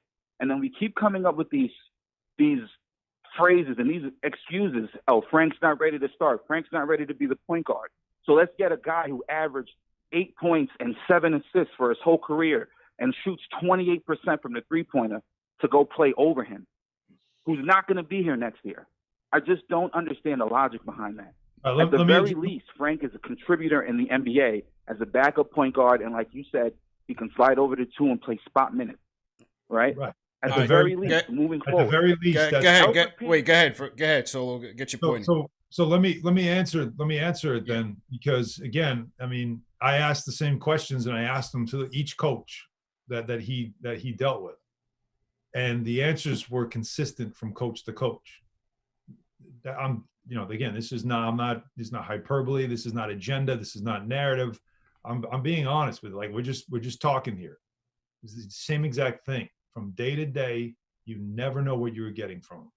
And when that happens at the point guard position, it affects everyone else. It's one thing if I'm a center and I'm a young center, or I'm a wing and I'm a young wing, and my head's not in every game, where I don't have the same energy each game, whatever it is. You can hide that guy.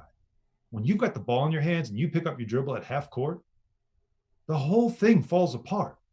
When you're making a pass, when you're coming across, center court, and you make a pass that is like dangerously about to get picked off, it's just a simple cross, pass. Yeah. Like, you're not running the offense, and I can't trust you with the ball because I got 4 other guys I got to worry about, and those 4 other guys are walking back to the huddle and they're bitching about it. They're not going to do it publicly. So you got to understand, like, it is not, we don't like that kid agenda. It's not. First of all, who wasn't, like, everybody was invested in his success because it was such a controversial pick, especially after Donovan played so well. You had to make him something. You're going to tell me that Mills and Perry were not invested in making him great? I mean, I agree, but even like the Moutier, Ramon Sessions, it kind of did seem like they kind of buried the kid. Sessions was a vet that they trusted who could at least get you into the offense, right? Yeah. Moutier played fast all the time, whereas Frank would play fast sometimes and not all. Right. I'm telling you from talking to guys, you'd run down the floor and he's not running the ball down the floor. Then he'd run down the floor and you're like, oh, yeah. Now we got to run down. Like, it's not easy to play with him. And that's the frustration. He's got to figure that out, and he got better at it. He has gotten. I mean, I thought he finished strong. He had a 2010 game last year. He ended with a 2010 game. Better. I feel like Brooklyn was really good. Like, I think he has moments. There was frustration when, he should have been guarding Kyrie on that shot. We all know that. Like, there's certain moments that, you felt like he should have been in that position and they didn't put him in that position. So I agree. But when you ask me the question of why this has happened to him, he's not somebody that you can just play 40 minutes a night and say, we're going to live with it. You can't with a point guard. It's like doing it with a quarterback. You can't. That's a position that if it's affecting the other four guys, you got to dial it back. That's my answer. And that's kind of even why I said explore some RJ and even Alec Burke, who's had some experience playing point guard with Philly. Yeah, same like thing. If you're gonna have Frank, when I was even saying have Frank in the starting lineup, and I'm not even necessarily saying playing 40 minutes, I'm saying have those guys be playmakers by committee and not just solely rely on Frank. And that's really what I'm saying. So you don't just get lost in the sauce. All right, I'm with you on that. Mm-hmm. Now let me ask you this. If it gets to a point where they start the season and Frank is not in the rotation, do you think Tom Thibodeau doesn't know what he's doing? I mean, at this point, there's so many. You have to trust him. Like, don't you? Like, there's a guy that knows he's here to win, and he's been around long enough at this point to know who can play and who can't. Right. If he's not playing a lot under Tom and Woody, if he's not playing a lot, that's one thing. But we also know Tom. Also, Tom doesn't like to play young guys at all. So it's a balance, like you said. But it's going to be. It's going. Huh? Yeah, this is year 4 now, JL. This is year. Do or die, man. It's do or die. This is year 4. I understand this is year 4, but this is also year 4, like we said before. Every time there was always another 3-point guards in front of him for every year, and every time I feel like he got on a semi-roll, he got a groin injury. So I'm not now. So your best ability is your availability. Exactly.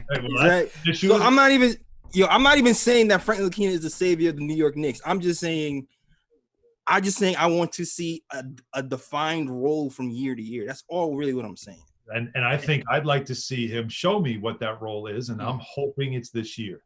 I am. I'd love to see 4 years of draft picks, 4 years of top 10 lottery picks. I'd love to see them stay together and grow up together. Right. And you don't bleed for 4 years to get top 10 picks. Absolutely. To not get it right. Like, you got to get them right. And so I want that to happen. I just don't still know what he is. I don't know what he is. Don't know Absolutely. what he is. Honestly, I don't know what Kevin is. I don't really. I'm not quite sure what RJ is. No clue. And to be honest with you, Alan, too, is like, if he's not playing, he's not playing. Because I'm actually really curious to see what Quickly is, because I feel like the shooting is going to translate. He's an X factor. When he's shooting at that volume in college, I feel like that's going to translate, and I feel like defense is going to translate as well. Like, even if he's not a point guard, 3 and 92% from free throw 90 line. from the free throw exactly. Line. You're going 90%. Like, when your slashes are to me, the standard on your slash has got to be at the NBA. If you're a good shooter, it's 48, 40, 90. That 48, 40, 90 guy, and I'm talking about from a wing. If you're a big, it should be over 50, obviously. But 48, 40, 90, you are a legit shooter. So, and I think, Quickly was showing that type of stuff, and he's not an explosive player that gets to the rim easy. Like, he's doing it with floaters. Yeah. Right. So. And he draws fouls too. So even if he's not getting into the rim, he's still drawing fouls. And now you go into the line, you're shooting 90%. It's all money. So even if Frank isn't going, like, take him out if he's not playing. But I feel like there's other people on this team where I'm even more iffy on, who doesn't bring anything on the offense or the defensive end, where I'm like, all right, I feel like they might be the first on the chopping block now to get minutes when it comes to, who can contribute to this team, in my personal opinion. Well, if you're asking me, I'll put it on the record. I'd rather see Frank play the backup point guard position than Elfrid Payton. Yeah. Me too. Right? I don't need to see Payton for the whole year. That's no offense to him. I don't need to see Payton for the whole year. I'm not invested in him. I'm not invested in him. Invested in Elfrid. Yeah. And so I'm with you. Like, I'd rather see that. But if I'm a coach, I'd rather put a guy out there that I can trust is going to get my team organized and into an offense and keep us in the flow and not create the issues that I've seen where guys are walking back to the huddle and there's a lot of just frustration. I agree with you. Absolutely. Alan, how are you looking on time right now? Like I said, I'm still waiting for smoke. Oh, he wants the smoke. The line. You want the smoke. Okay, let me see who we got here in the switchboard. Are you guys trying to get me off this thing, by the way? Are you like no, you know what? Listen, I'm just being just making sure you're good on the time. Just making sure you're good on the time. I told you have me for the night, so when you guys are done, I'm done. Let's do it. All right, let's go with my guy down in Florida. Jay from Florida, what's going on, bro? Yeah, run it up for your boys. Hit that thumbs up. Yes, hit that like button, subscribe, do all that. Yes, sir. Hey, man. Like I've been saying the last couple nights, CP, Alan Hahn was good. JLS was good. Mitch is an idea, right? Mitch is an idea. I feel like they're not taking Mitch seriously. I want to ask Alan, do you think it was a possibility of them actually trading Mitch before the draft to move up in the draft? Yes. Yeah, do you think they were seriously entertaining idea, but looking at the way Tom is talking about Mitch, I wouldn't have been surprised if they would have traded him for LaMelo on draft night, right? My second question is, I'm a draft guy. Season is cool. We like the games, but I like the draft because I want to win consistently for the next 10 years. I don't want to win for 2 years and then be back to square one. Who do you want to see them pick? Do you like Kate Cunningham? Do you like Suggs? Do you like Green? Who you like? Run it up. And then we were anti-Halliburton the whole 6 months, right? Halliburton was not the move. Let's go. Run it up for your boys. Alan Hahn, respect. Out. Let's go, Jay. We didn't. Jay must have heard my show. Jay had to have heard my show today. He just wants me to go off like I did. I don't know. I'm straight Mad Dog. I listened back to it. I'm like, how did I turn into Mad Dog Russo? I couldn't take it anymore because I had this caller and he did the same thing. First of all, let me just clarify. So from what I understand, I think this had been reported also. So I don't think I'm breaking new ground here.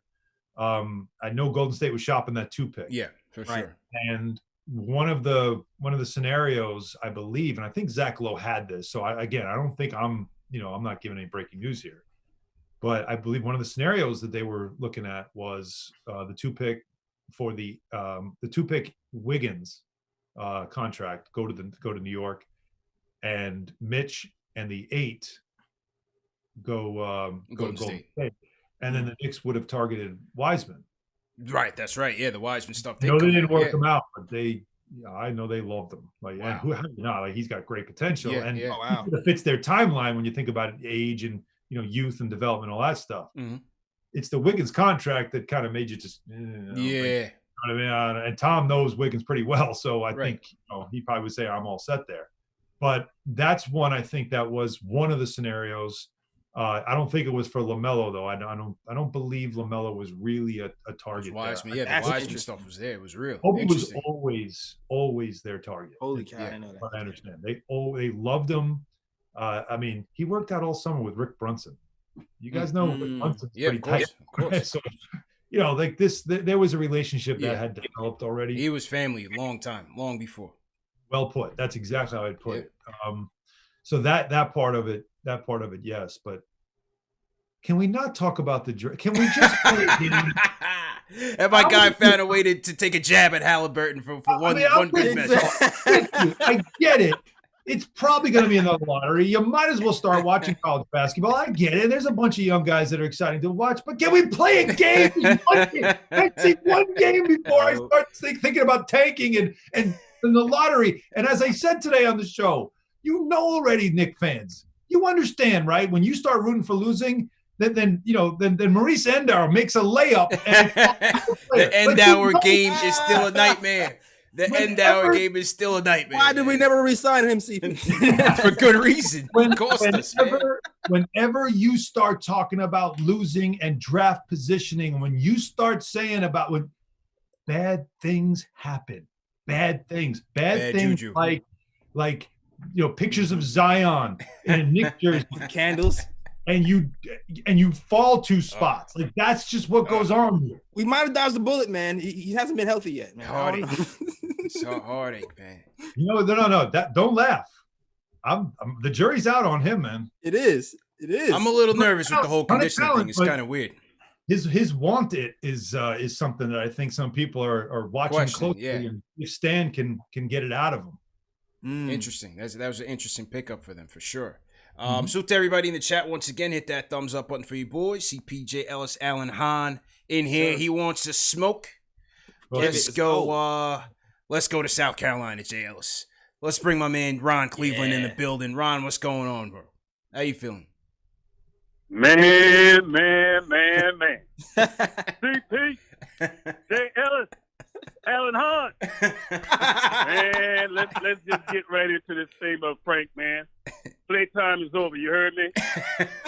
Let's just talk about Frank. Frank is a combo guard. What is a combo guard? Is not someone that you hold exclusively at the point or at the 2. You can play him at either position. I know some people in the chat probably saying, well, Frank can't shoot. Well, Frank is a 3-and-D guy. Frank shot 46% from the corner 3. The guy shot over 80% from the free throw line. Get the numbers. And when you look at how our team looked when Frank was on the floor this past season compared to that bum Peyton who we brought back, Frank looked better than him. And DSJ, we know he can't run a team. He can't run a rec league. So all that talk about bashing Frank, and let's talk about defense. Before Frank got to the Knicks, we had point guards that was allowing guys to come in the garden, make steaks, had their girlfriends come in, driving Lamborghinis, doing what they want to do, putting up career numbers. Guys who were career backups coming in the garden, putting up career numbers. When Frank came, all that stopped. Frank is an elite defender. What we love the most is defense, and that's why I'm happy we got Tibbs, and they're going to find a spot for Frank. Even if he's not on the Knicks roster, I tell you this, he'll go someplace else, and he'll be in the league 10 years, and we'll be saying to ourselves, oh, man, here goes another one we had that we let go. So with that, man, I'm out. Man. So we got callers with their own intro, man. This is what we do here. Yeah, that's impressive. I'll have what he's having though. Like all of that stopped. Did you forget that I told you James Harden went for 60? Yeah, right. Madison Square Garden, right? Monte Graham, remember that game? I mean, how many times did the guard come in and shred the Knicks? Yeah. Wait a minute. When did it stop? Hey, Adam, we beat the Rockets. RJ Barrett. You make me happy. You make me have to be a hater. You make me do this because you create this. You create this fictional character that you call we cape for the kids, Frankie man. Smokes. We cape for the kids. No, we call him the Prince. Guy doesn't exist. What you are seeing doesn't exist. He comes in and he just locks it down, and the team plays better, and he sits in the corner and just drills threes. What? No, he doesn't. He hates being in the corner. Ask him. He can't stand it. Why does he stand with his hands on the hips when he's in the corner? Because he doesn't want to be there. Why? Both on his hand. Come on, guys. True. I love Knicks fans. You guys take somebody who's like, like whatever he is, and you turn him into some fictional superhero. We're trying to see the development, man. No one has broken the curse of Charlie Ward yet. Exactly. We're hoping that Frank is the guy. No one has broken it. But you guys are out. You guys are out of your mind with some of these, like what you turned Pablo Prigioni into. What you turned.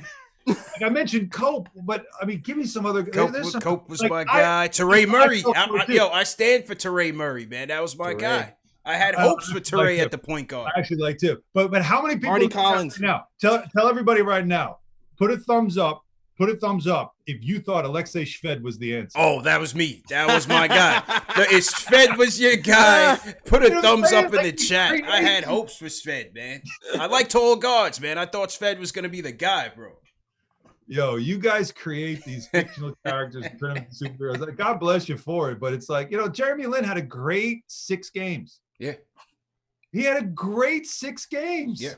I tell people all the time, be realistic about that. They say, we haven't had a point guard since Lin. And I love that. He's a good dude. I had a great time with him. We did the whole reunion thing. He came on the show. I had a great conversation with him. I'm happy for his success. I am happy for him. Mm-hmm. It is, again, not the hater thing. It's just it's the realistic thing. Be realistic. Be realistic. Even he laughs at it. He's like, I don't know. It's just wherever I go, they love me. It's like, that's a good thing. But oh my God! Listen, I like Frank in the game, and their team plays better, and he locks down.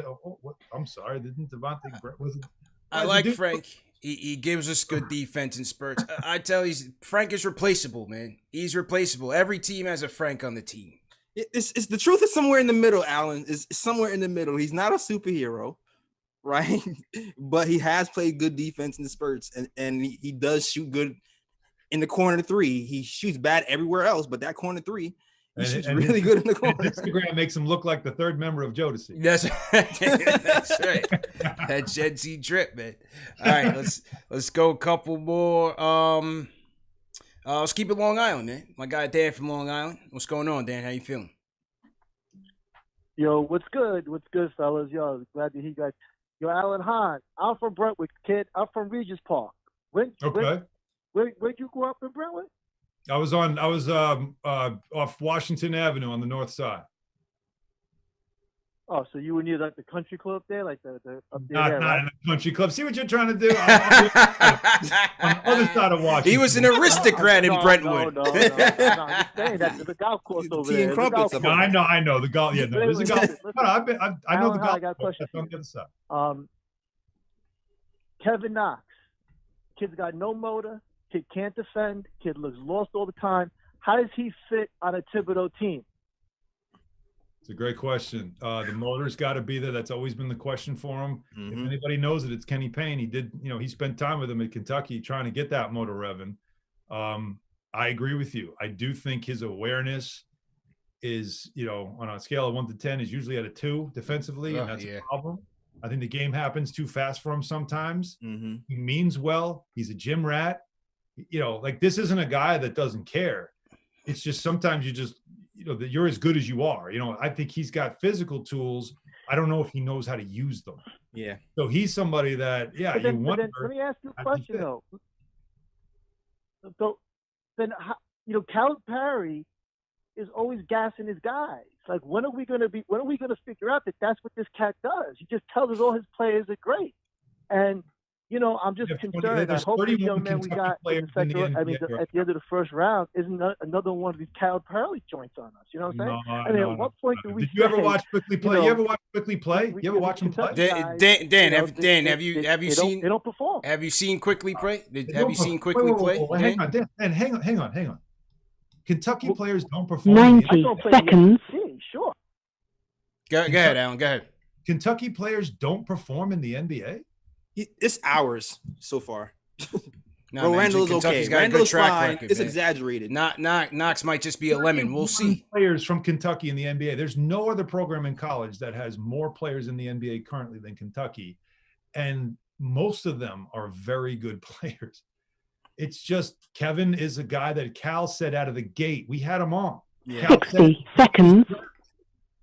That you're going to have to be patient because it's going to take time. Yeah. You don't expect him to be great right away. And, Cal was right. Listen, Cal is going to big up all his players. That's what he does. He's a coach. What is he going to do? Tell you the kid's not good? You know what I mean? Yeah, he's a salesman. Yeah. You know what I mean? But listen, Kentucky has a good track record. Knox might be a lemon. We'll see what happens. But I got to think quickly he's going to come in. At the very least, he's going to space the floor for you. He's going to knock down the jumper. The point guard will be his swing skill. That I think that will tell you where exactly he needs to be. I think with Quickly, maybe he didn't get a chance to really showcase himself at the 1 because he shared the backcourt with Higgins and with Maxey as well. Kentucky, when they're in there you have 5 beasts, the best of the best in high school basketball, playing one and done.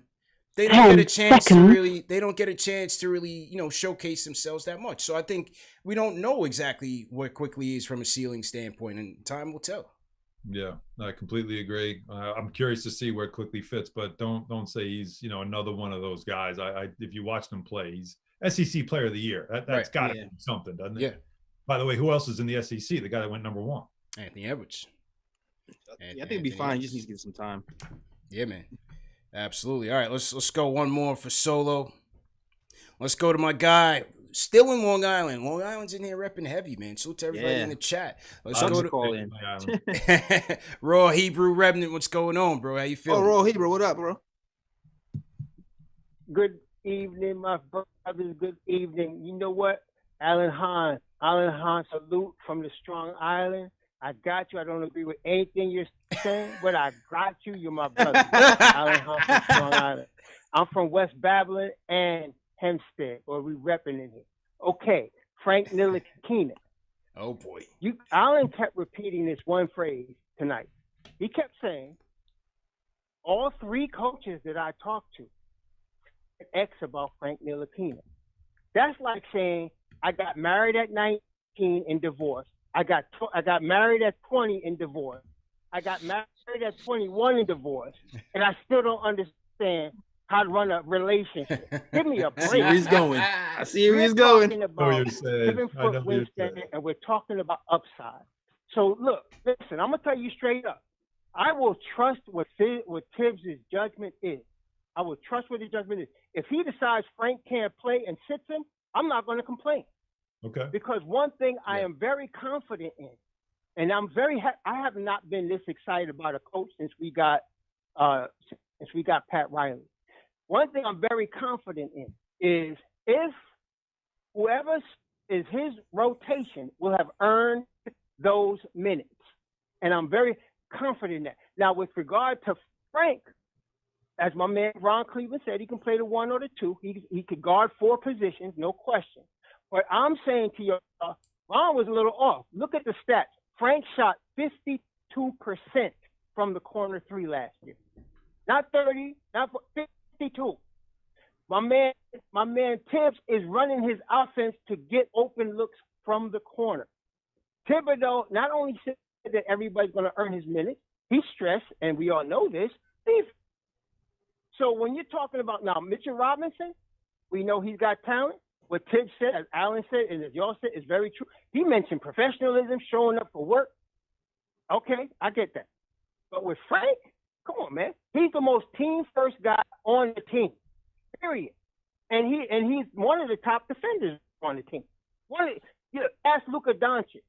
Ask Trae Young. Ask Westbrook what Frank could do. Because they all have felt the wrath. So I'm saying to you, listen, I think the kid is ready to start giving the key. First of all, if y'all talking about inconsistency, right, listen to this. I'm saying to y'all, if you put that boy out there in his second year or third year for 20 straight games, look, they won 31 games, 29 games, 17 games, 19 games. What the hell they got to lose? You put them out there for 20 straight games and he screws up, and then you talk to me about, well, we don't know what we're going to get every night. Put him out there and let's see what he got for 20 games. At least, daggone Moutier started like 50 games the year he was here. So I said what I said. Good, Alan, good. You have Tom Thibodeau now. You just said you trust him. And so that's why I said this is where we'll see. Because Tom is the guy that you would think would look at Frank and see all the things that you guys see and say, I can mold that, I can turn that into something. Or he'll watch him in training camp and just see what the other coaches saw and feel it's time to move on. Because, again, that's not their pick. That's not their guy. They can always let him just go ahead into free agency. They don't have to pick up his option. So that's something, or qualify him, actually. He's in that year. So that's something that I think is going to be real interesting to watch. I want to see it.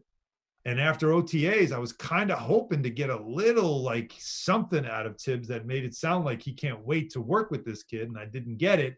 So now as training camp begins, let's watch it. And that's all I ask.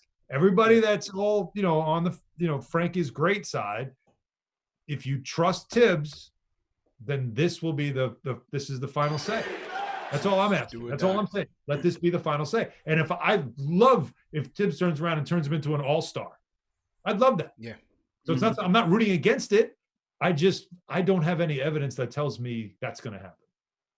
Well, hopefully he can buy it into a role. I think it's still off ball, man. But as you said, if he's not going to embrace it, how much are you really going to get out of him there? It's going to be interesting. I'm interested to see how I would like to see them use, some 3-guard lineups. Frank, RJ quickly. Frank, RJ, Rivers. Mm-hmm. I think they could do some damage, man. I think I want to see them run. I want to transition. I'll get up and down the floor. Get up and down the floor. Go. Yep. Yeah, exactly. I'd like to see a fast-paced team that plays hard up and down the floor instead of half-court stuff, because they don't have enough talent to play half-court, in my opinion.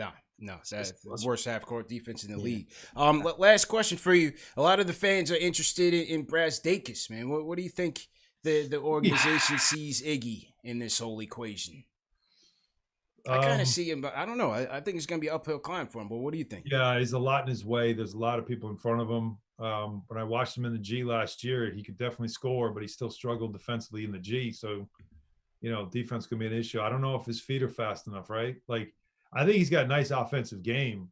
Just don't know if that game really translates at the position he's got to play in the NBA, and then he's got a bunch of bodies in front of him. It's not going to be easy. Does he make the roster? I think that's something that is a question right now. And it all depends on how many players they allow you to keep, because there's some talk that they're going to expand it to 13, 15. Yeah. So that could be helpful. And then, the G's going to play in a bubble. Right. So it's not like you're just going to, go to Westchester. Like, that's not happening. So, Iggy's in a tough spot. He is in a tough spot. For sure, man. For sure. Yeah. Well, Solo, we burned the midnight oil on this thing, man. The Frank Hive came. You wanted the smoke. Frank Hive came with the smoke. Absolutely, man. This was fun. Thanks for having me. And again, I salute you guys for what you do, the passion you show. I mean it. There's mainstream media and there's that regular coverage, but there is something I love, the genuine about the coverage that guys like you bring. Because it's a lot different. It's more, to the heart and more passionate. And it says something of a team that hasn't done anything in a decade, right? Legit, right? Hasn't done anything in a decade. And has had a lot of rough times. And yet you've got a huge audience of people watching, your streams. That says a lot about how important, this team still is to people. And that's why it tells me how much I want to see them get this thing right, get this thing on track. And I feel like that's my responsibility, right? To make sure that it's not like I'm not turning a blind eye to things that are wrong, that we point it out, because no one deserves this more than the fans. No one does. True. So what you guys do is valuable. It's important, and keep doing it. God bless. Thank you, man. Appreciate it, man. And I figured before the show goes national, Bart and Hahn, this might be the last one, man. Next appearance, you might have to go through his people, J. Ellis. You know what I mean? The price is going up to Solo. He's flexing the Emmys in the background. Yeah. Shows going national. Check him out. I know. Big things popping, man. The aristocrat from Brentwood. Never forget it. Numbers are going to change. I see it happen. Alan, thanks again, man. Always have time for you guys, though. Always have time for you guys. All right, man. Take it easy. All right. Appreciate you guys. That's Alan Hahn of MSC Networks and ESPN. Hit that thumbs up button for you boys. That was epic. He wanted the smoke, J. Ellis. Oh, man. And he got the smoke. He got it. From the Frank Hive. The Frankie Smokes. I don't even say Frankie Smokes. I've never used that. I never used that moniker ever, but it just seemed like this situation called for it. Yeah. Now, great show. Great show, man. Salute to everybody for definitely tuning in. It was a lot of fun. Let me salute some of these super chats real quick, Jay. Oh, that was fun. Yeah, man, a lot of fun. Listen, again with Frank, man. I'm Frank Hive. We'll see where he fits into this equation. If they want to go Frank DSJ or figure out some sort of hybrid point guard situation, I would be all for it.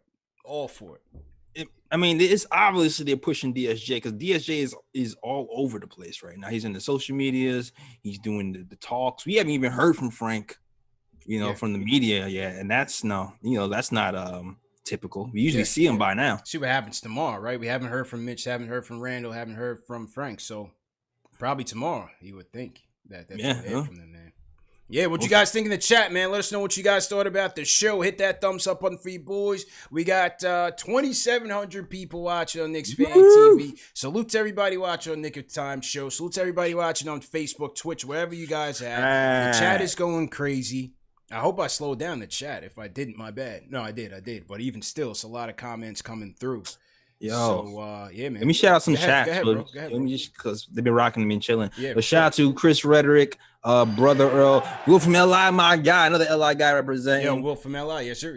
Yep, Trell Steppeter, Moise Perez. Shout out to you, and my guy Fritz always holding down. Shout out Fritz to all holding the mods. it down, man. Always supporting us, bro. Salute to Fritz, bro. Fritz is the man. I don't even know if Craig is in here, but Craig holds me down as well. So I don't know if you're here or not right now, but shout out to you. Absolutely. I want to shout out boy Kev, what's going on? Team hashtag new, everybody repping team hashtag new. Appreciate it. Joe Demand, he says, thank you, CP, thank you, Jay Ellis. Yeah, man, definitely thank you guys, man. The fans are repping, like Alan said, bro. The fans are still here. We got Vampiro 2120 Las Vegas in the building. Salute to Vampiro. Chico Fernandez says, what a show. Johnny Grayson, another great show. Frank Scott says it was the Frank show. for the second half, it was. For the second half, it definitely was. It was. Hey, man, Frank Hyde, they love Frank, man. They love Frank. Andre Beckford said Frank is going to start this year. Dripmore, Bass Cuts, great show. A lot of new people in the chat, man. A lot of new people. Yeah, shout out to the new one. Yo, shout out to Michael Ryan and for the super chat. Says great show, guys. And shout out Will from LI too, who for the super chat. Yeah, I don't keep no monies. The monies that I get, I be giving to Fritz and to writers who write for me. And so thanks for anybody who contributes to the Nick of Time show. Y'all contributing to the people who help me out and build Absolutely, man. We put it back in this thing to build it and to keep growing. That's just the honest truth. So we definitely appreciate all the support. Rob Clark says, best show ever. Desmond Jordan, appreciate it. He says, team hashtag new. I was put onto this show by my brother a few months ago and I'm addicted. Great content, CP. Keep it up. Thank you, Desmond Jordan. We got the R. He says, KnicksFanTV, the hottest show in the game. Great guests on the regular. Appreciate it. Brooklyn Student 73. He said, Jay Ellis, CP, and Hahn. Brooklyn, Queens, and Long Island. Totally true indeed. That was dope. I like that. Super chat. Shout out to super chats coming in. Shout out to you guys. SK says you won me over. Alan Hahn coming from a Frank stan. Alan Hahn won over a Frank stan. Look at that. Wow, so he got some converters. Hahn converted some people from the Frank Hive to the Frank haters. Yes. So shout out to Sir Craft. He says, love CP and J Ellis. You were the best. Shout out to you. Oh, my bad. I didn't read your message, Will from Eli. Says, thanks so much for the show, guys. Yeah. Eli was heavy in here. It was a great show. Fire emoji. Shout out to you, Eli. That's my guy. Absolutely. Diego Portela says, buddy, heel rumors, any truth? We haven't heard anything about it. Seriously. And he says, is Frank telling the coaches he doesn't want to be that 3-and-D, only wants to be a point guard? Yeah, from Alan Hahn. But that was interesting, J. Ellis, that Frank doesn't really want to play off ball. Yeah, that was an interesting tidbit that he didn't want to play off ball. Yeah, very interesting tidbit. Very interesting tidbit. You wonder how farther along he would be if he embraced a different role. Yeah. But yeah, we'll see how that goes this year. He might not have a choice. It's do or die time. You know, last year to work out the kinks. Him and DSJ, they got drafted the same year, so we don't know if his contract will be extended. It's gonna be do or die, man. It's gonna be do or die. It's gonna be tough. They're gonna have to earn it and go ahead and earn it. Shout out Drew Brown 305 Miami team hashtag new. Shout out Frank Matos checking in from West Palm as usual. Frank never misses a show. Definitely appreciate it. We got some team hashtag olds in here, like my guy Stephen Fox. Hi. Stephen Fox, what's going on? Go ahead, Jels. Oh, another super shout out to Grind to Shine Apparel. Okay. Check out your stuff. Dope show, fellas. Hashtag Grind to Shine. Let me check you out. Let me see what you do, man. Yeah, absolutely. Who else I want to shout out? Paul Nieles. He says, thank you, gentlemen, for sharing your time, passion for our Knicks. Hey, it's not a job. It's just what I would be doing with, if I wasn't streaming. So this is just what we do. Chico Fernandez, thanks CP, Jay, and Alan for coming on. Shout out Alan for being the Knicks guy in the media for us fans. Hit that thumbs up button for you boys. Facts. Go ahead, bro. Oh, another 5 from SK. Shout out to you, SK, man. Yeah, this was a fun episode, man. Yeah, it was fun. I really enjoyed this one. A lot of fun. How about that OB foot at the 3? It's getting that footage CP. We're gonna edit out everything around that. Okay? And it makes sense because all out of training camp, it's he's destroying all the records and all the fitness and conditioning, and he's doing flips and he's doing between the leg dunks. It's lead up the promo. It's a lead up to the 3. They're gonna try it. No. Yes. Man. They're going to try I'd rather them split it 20-20 at the power forward, man. Hey, go ahead and see what happens. Like I said, we got nothing to lose. Nothing to lose. At the 3. Yeah, absolutely. Tree City Gaming, appreciate it. He says, keep it up. Alan Fan 20 says, would love to know if there's any truth to these Mitch rumors. I think we got into that. Mitch, I think overall they want Mitch to put that work in. And I don't think that's a bad thing. I think that's a great thing. Put that part did surprise me too. I wasn't taking any type of Wiseman rumors seriously because we had Mitch. Yeah. I didn't think we were seriously considering that. I thought it was always going to be a trade up for LaMelo situation, not a trade up for another big man. The Wiseman thing had juice and it was real. Sheesh. The Wiseman thing. I know my guy Troy Benjamin's happy about that. He was all in on Wiseman. There's a couple people that were like, go for Wiseman. Jake from Florida wanted Wiseman. I know Worldwide West had he liked Wiseman as well. So interesting. The Rhyme Animal Chuck D sends us a super chat, J. Ellis. As usual. Appreciate it. Greg Walsh, he says, you guys are great. Keep grinding. Thank you, Greg. Who else you got, J. Ellis? SK, another super chat. Says, still a Frank fan stan, but Alan Hahn was right about inconsistency. He sent the super chat just to clarify. I love it. I like that too, man. Get your point across, bro. I love it. Grind to Shine Apparel. Appreciate it. Jacob Moses, hit that thumbs up button for you boys. Thanks, Jacob. RDD says thank you. We got Blondie John sends a super chat. Simma Singh. Timothy Stamotsos. Sounds Greek. Salute to Timothy. David Garfinkel, appreciate it. Tiger Style, he's been in the chat a lot lately. He says, oh my God, Alan lived in Brentwood. I can count on one hand how many guys I've seen that look like him that live there. They're from Long Island. It lives in Brentwood, you know? Oh, man. Maybe it was the switch, man. Sometimes the neighborhood switches over, man. Yeah, not that one. No one knows, but I used to be in Hempstead for a second. So yeah, JL's you a Long Island guy, bro. Yeah, you know I was born in Brooklyn. I was weird. I was born in Brooklyn, lived in Long Island, but I was still, my parents, old school, snuck me into schools in Brooklyn. So I was in Long Island sneaking into Brooklyn schools. It was weird. Hey, right now my mom would be in jail. She did that. Yeah, gotta do what she got to do, man. And then ended up moving back to Brooklyn. But there was a period of time where the neighborhood changed. Like it was all Hispanic people. Mm-hmm. Then it just changed to the hood overnight. Big up Brooklyn, big up Hempstead, Strong Island. Let's go. Rare Edition says, hit that thumbs up button for you boys. Great show tonight. Let's go Knicks. NY Sports Guy, the narrative that Tom doesn't play young is incorrect. He says Tom only plays the best. That gives him a chance to win. D. Rose, Wiggins, Cat, Young. Yeah, I think his first year in Minnesota, the young guys was definitely getting burned. Levine and them were definitely getting burned. But I agree. I think the dogs are gonna eat, and that's it. I'm so curious to see what's gonna happen in this training camp. Man. It's so crowded with the Peyton, Austin Rivers. Tibbs is gonna find himself like Fizdale, like Hornacek, like Fisher. Everybody before him struggling to find rotations, the right balance between offense, defense. He's gonna struggle. But I know he is. Yeah, I just hope. I think again this year with no fans and everything, it's a good year to do those trials and extend training camp and really do your evaluations. I think there's no better time than now.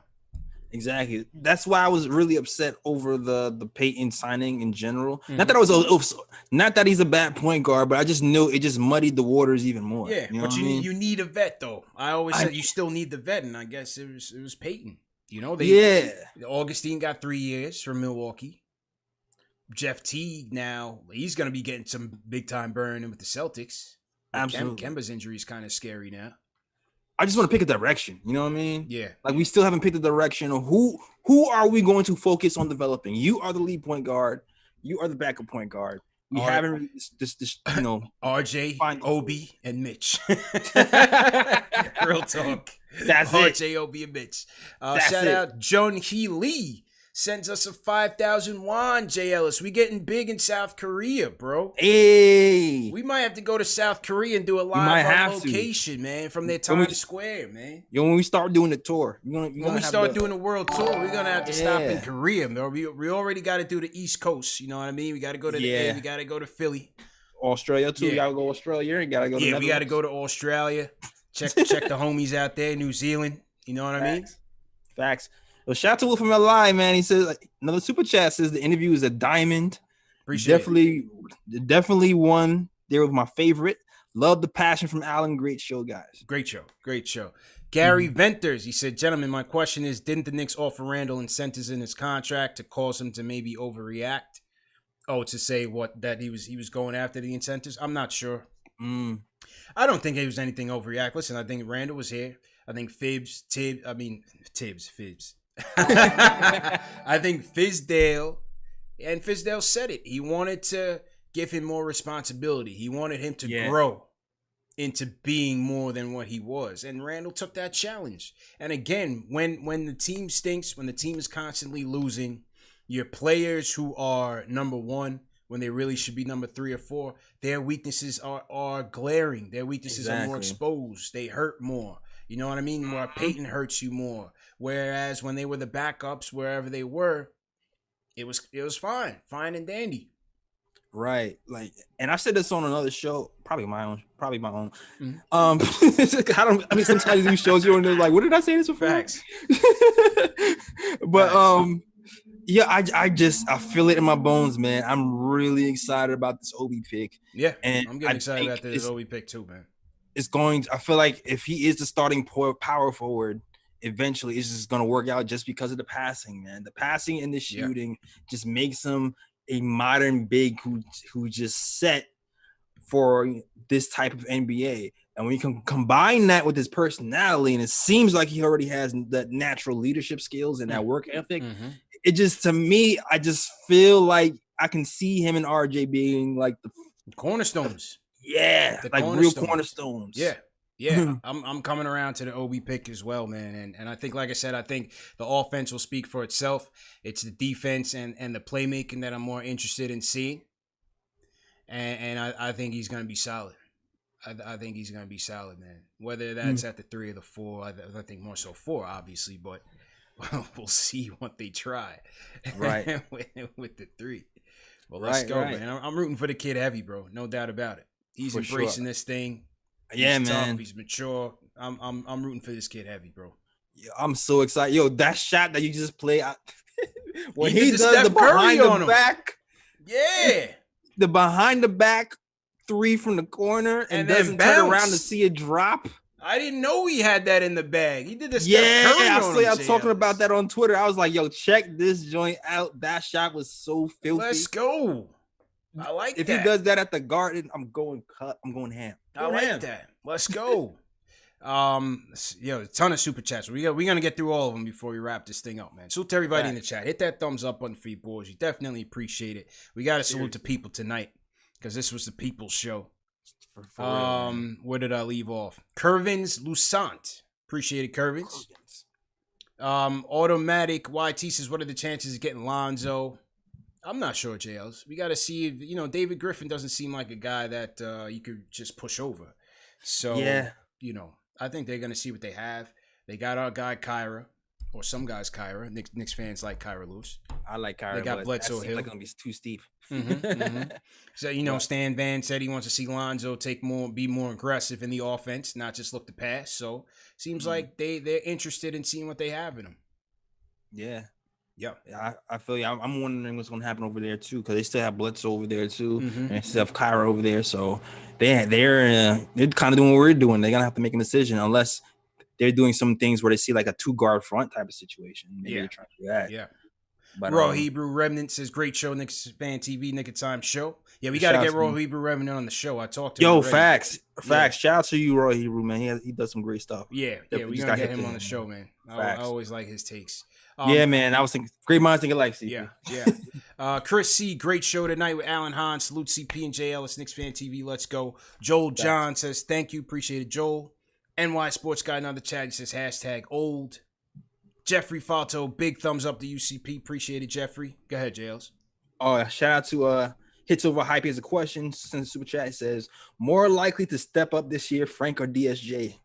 Yeesh. You think Frank? Frank. I'm going to say Frank, too. Who seems like they're pushing DSJ. To step it up? I think Frank. I feel like they're trying to thrust DSJ into the spotlight, though. So I don't know if that means anything. But I just have more faith in Frank in general. Me too. Agreed. Payback Carter. It's my guy Payback. He said, dope show. Allen came for the smoke. Let's do it. Nick's burner account sends us a super chat. Could be them. Could be them for real, bro. I love these. Could be them for real, man. Yeah, man. Rick Harrison says, for real fire show. Shout out to you. Yeah, it was a great show, man. Great show. Shout out Joaquin Saavedra checking in from Uruguay, JL. So we're in South Korea. We're heavy in South America. Let's go. Everybody throw your cities in the chat where you guys are repping from. We rep Long Island heavy tonight. I want to see where everybody's tuning in from and shout you guys out. Anton Cates says, great work, fellas. Han Solo. Above the rim says, take Frank to the hood before the season starts. Yeah. Oh, man. Yo, these comments, man. Yo, shout out Infamous New King. He says, great show tonight. Shout out Alan Hahn. Hashtag the Brentwood Aristocrat. Hashtag Bartend Hahn. The Brentwood Aristocrat, KMT. Man. That's his new nickname. KOT. That's his new nickname. Hit up Alan Hahn on Twitter between tonight and tomorrow and tell him his new nickname is the Brentwood Aristocrat. Let's go. Ron Pierre Jr. Hilarious. He says, great show. Thanks for keeping it real on Frank. Trevon Cash, good show, but Frank's defense is his long arms. Not physical enough to be considered a great defender. He's soft and can't penetrate the lane. Trevon keeping a buck. His defense is his long arms. I mean, is that his fault? No, it's not. a lot of great defenders have long arms. I think he's still the best defender we have on the perimeter right now. Again, I said he's replaceable. I think he is. And that's no slight. That's no slight to him. Yeah, he is a role player. As today, role player, glue guy. That's it. We can find another role player, glue guy. Hopefully, he pans out. It would be nice to have our own homemade one who can, run some pick and roll, play some defense from 1 to 4. Hopefully, he works out. I'm rooting for Frank for sure. Everybody knows that already. Andre Beckford checking in from West Hempstead, Long Island. Shout out Cherry Valley. I'm starving right now. I'm about to eat some dinner after this. Shout out Cherry Valley. You should go to Cherry Valley in the late night jails and kill it. Oh, yeah? Oh, yeah. It's a deli, but they have everything. Cherry Valley has everything.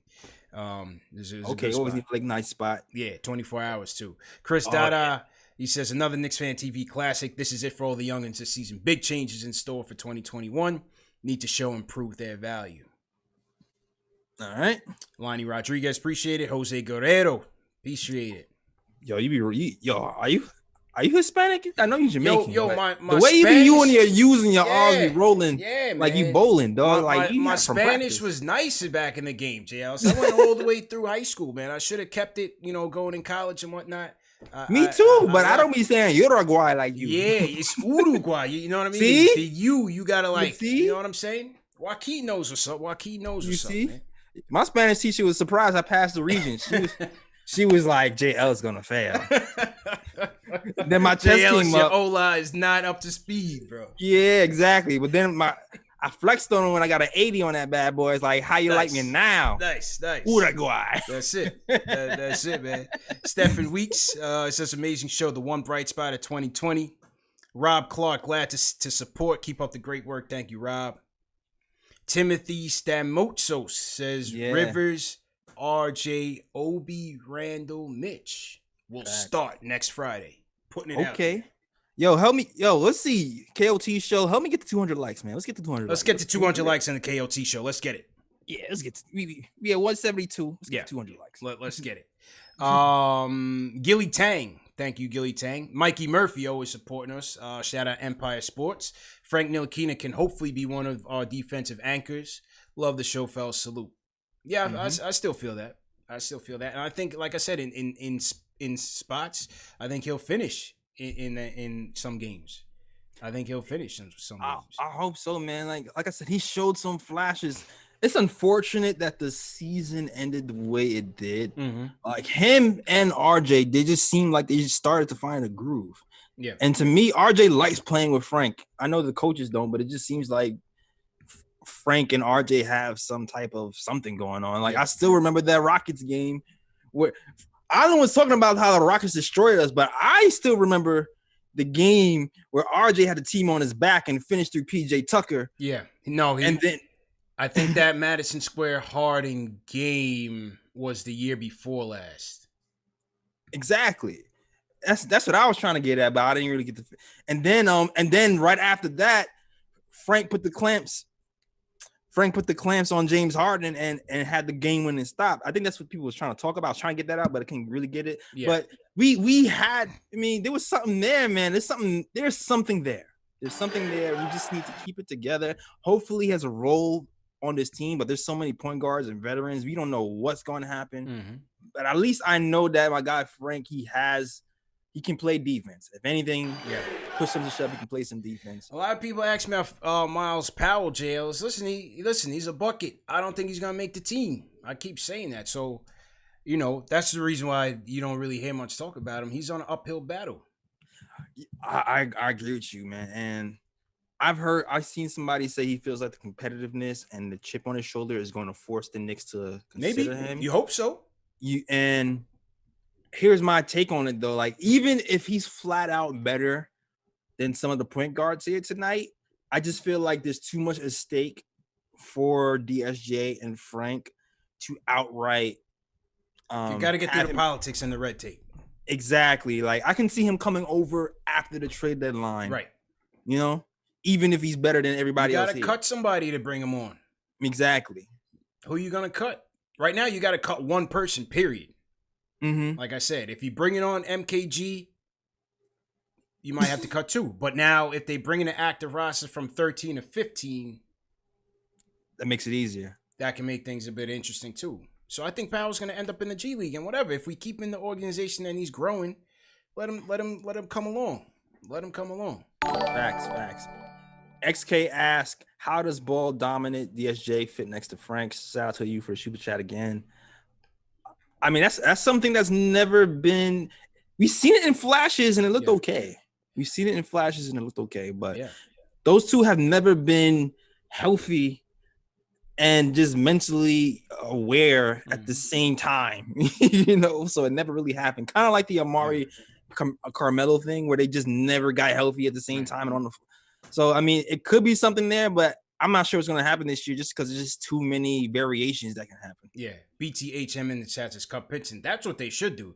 Give Powell, that's what they should have done, is give Powell the two-way and get Pinson out of here. I don't know what the Pinson obsession is about. I really don't. Dude, I don't know if you follow me on Twitter, but he posted a video about like why, and shout out to Delano too, about why Pinson is here when we cut Kenny Wooten and Dotson's not here, and like it just doesn't make sense to have him here at all. It just seems like that looks like a pure CAA move, to be honest. Yeah, why is Pinson still here, man?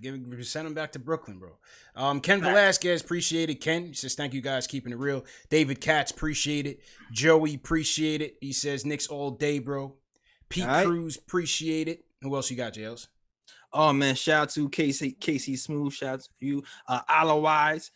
Shout out to you, man, as well. Yeah. The XL Custom, shout out to you. Will Beggs, also shout out to you. And Chris Reddick. Shout out Roldy Louis. Says you guys live. We live and direct, man. Shout out Roldy. Shout out Gary Ebron. Thanks for the super chat. Pete Cruz, thanks for the super chat. Dope show like always. Keep it going. Ivores Thom says, great job, guys. Keep up the good content. Ace Merluza says, awesome show, fellas. First show I've watched live. I had lots of fun. Shout out to the boy RP in heaven. Shout out RP, and biggest Knicks fan I know, no doubt. Shout out RP and rest in peace. Aquarium Town C, great show, excellent interview, appreciate it. What else you got, Jails? Says shout out to, we got more Long Island. Glenn Cole from Long Island in here. Great show, fellas. Chris Reddick, he says, love the personality combo of CP and Jealous. I would love to see y'all as a duo on other pods. Okay, that's what's up. That's what's up. Bodega, no G League this year. Okay, no G League. All right, shout out to you. Shout out to D Nice, man. I see you active in the chat. Shout out to you. Salute to D Nice. Salute my guy Ismail Rivas. He's in here heavy all the time. Drex YouTube says, let's go Knicks from the Philippines. We also heavy in the Philippines, man. So good morning to everybody in the Philippines. Good morning everybody in Australia, New Zealand, everybody in Asia Pacific. Definitely appreciate it. All right, we're coming down to it. Stephen Fox. If Obi plays a 3, Walt Frazier will be talking about Matador defense. Ole. Yeah, I can't see it working out well, but we'll see. I can't, man. When he said it, my brain hurt. I'm not gonna lie. Yeah. I was like, wait, what? How he's gonna? Oh my God! Yo, shout out to Chuck D. Super chat, man. Shout out to the Rhyme Animal, Chuck man. D. Always supporting us, man. Always supporting us from day one. Definitely appreciate it. Facts, man. Shout out to you, Chuck. Yeah, man. Don't Rory. Any update on Iggy? I think this guy can help. So we talked about Iggy, and Hahn basically agreed. He thinks he's an uphill climb. They're going to test him out on defense, see how his foot speed is. Offensively, he's a bucket. So let's see. I think he has an uphill climb, though. I'm still mad at Kenny Wooten, dog. Like, yeah, really? Yeah. This dude was a shot blocker, and he was starting to hit the mid-range jumper. No one really saw it, but he was starting to hit that mid-range jumper. Yep. And we just let him go. Facts. After people was trying to sign him last year after his performances. Mm-hmm. Like relationships really run things, man. They really do. Yeah, facts. AQ in the chat said Nate is still waking up. There will be no Nate slander. No Nate slander, man. No. Salute to Nate. That's all God. Salute. Man. We glad he's okay for sure. Facts. 100%. Rayman K says Knicks locked for finishing bottom 5, worst team in the division. I think so. Yeah, I think so. No problems there with me. If they finish dog. Yeah, I'm genuinely excited, CP. Yeah, I'm genuinely excited to be, develop some young guys, pick a point guard or something in this draft, and then really have a straight up 4 or 5 guys here I'm excited about who can grow and run things for 10 years. You know what I mean? And then we just add some pieces. We need the point. We need it. The point or the 3 has to be the guy. I'm not saying RJ, and Obi can't. We need one more, Jails. Give me one more. If we can get a dual threat point, that can finish off ball, be a dual threat on the pick and roll with Obi. You know what I mean? Yeah. Can still be low usage enough where RJ can still do his thing. Exactly. Let's go. Exactly. It doesn't necessarily have to be like a crazy scoring point guard, but a scoring threat. Yes, a scoring threat that you have to respect. Take us a long way, man. Well, definitely. Yeah, man. All right, let's roll, bro. This has been a great night. Salute to Alan Han Solo. Salute to everybody who came on. JLs, you want to do your closing? Yeah, man, I'm going to the closer right now. Shout out to everybody. Shout out to Steph Weeks. I'm sorry. More super chats coming in. Jeez, all right. They really love the show tonight. Shout out to you, Stefan Weeks. Says Waving Wooten hurt. Great job, Jay Ellis. Thank you, Stefan, man. Appreciate it for sure. Yeah. All right. Rolly Lewis asks about Braz Dacus as well. Same thing we said. He says he's pissed about Wooten as well. Harlem CEO, appreciate it. Harlem, Uptown Harlem World, what's going on? Pseudonym Skipe says you guys are awesome. Nate is still knocked out. K still at PG. Otherwise, wants K still at PG every week. What's going on with you? I'm gonna tell K still you talking about it, but that's probably what you want. Yes, sir. All right, man. Yeah, let's get out of here. Let's get out of here, man. Shout out to everybody who rocks with KnicksFanTV and Nick Time Show. Definitely check out the latest episode that we did with Alex. Pretty funny episode. My guy Ryan kind of went off. It's on youtube.com/Nick Time Show. We talking about the point guard talk, point guard discussion, Obi Toppin starting, and MKG. Almost did you, MPJ. And also you can check out our blog at thenicktimeshow.com. You can also follow us on all social medias. That is the KOT Show on Twitter, the Nick of Time Show on Instagram, and you also follow us on Facebook. And you can get some merch as well on thenickoftimeshow.com. That's all, CP. Back to you. Yes, sir. Great show, man. This was the show to kick off. Yeah. To kick off the season. Yeah. This is the show, man. Hey, remember, Manscaped.com. Promo code Knicks, 20% off. check out the Perfect Package 3.0. No joke. Great package. You get the Lawnmower 3.0, pair of boxers, deodorant. You get the mat. Keep it clean. Very nice. Very nice for the holidays, fellas. Tell your lady to get you this. She won't regret it. Trust me. 20% off plus free shipping. Promo code Knicks. Go to manscaped.com right now and get yours for the holidays. Thanks again for everybody. All the mods for all your hard work. Dave, TM, Above the Rim, all you guys. Can't name everybody. We got a ton of mods, but the Shells Heavy, all you guys, man. All the mods have been helping us from day one to now. Much appreciated. Much appreciated. If you missed it live, we'll run a replay tomorrow. We'll be cutting up some shorter clips for the people that need them. And remember, this show's available in audio podcast format, Spotify, Apple Podcasts, Google Play, Amazon Alexa, Stitcher, iHeartRadio. We everywhere, man. Can't miss us. That's right. Yeah, man. That's it. Almost a week away from preseason, JL. We ready? Let's go. You ready? I feel like going to hoop right now. Yo, I just reordered my cable. Okay. Set up. Ready to go. We got to figure out when we're going to do the watch along. That's right. Yeah, we'll figure that out. Get into the planning phase. Mm-hmm. Yes, sir. All right, people. We out of here, man. This was a classic. Thoroughly enjoyed it. Take care, you guys. Be safe. Enjoy the weekend. Peace.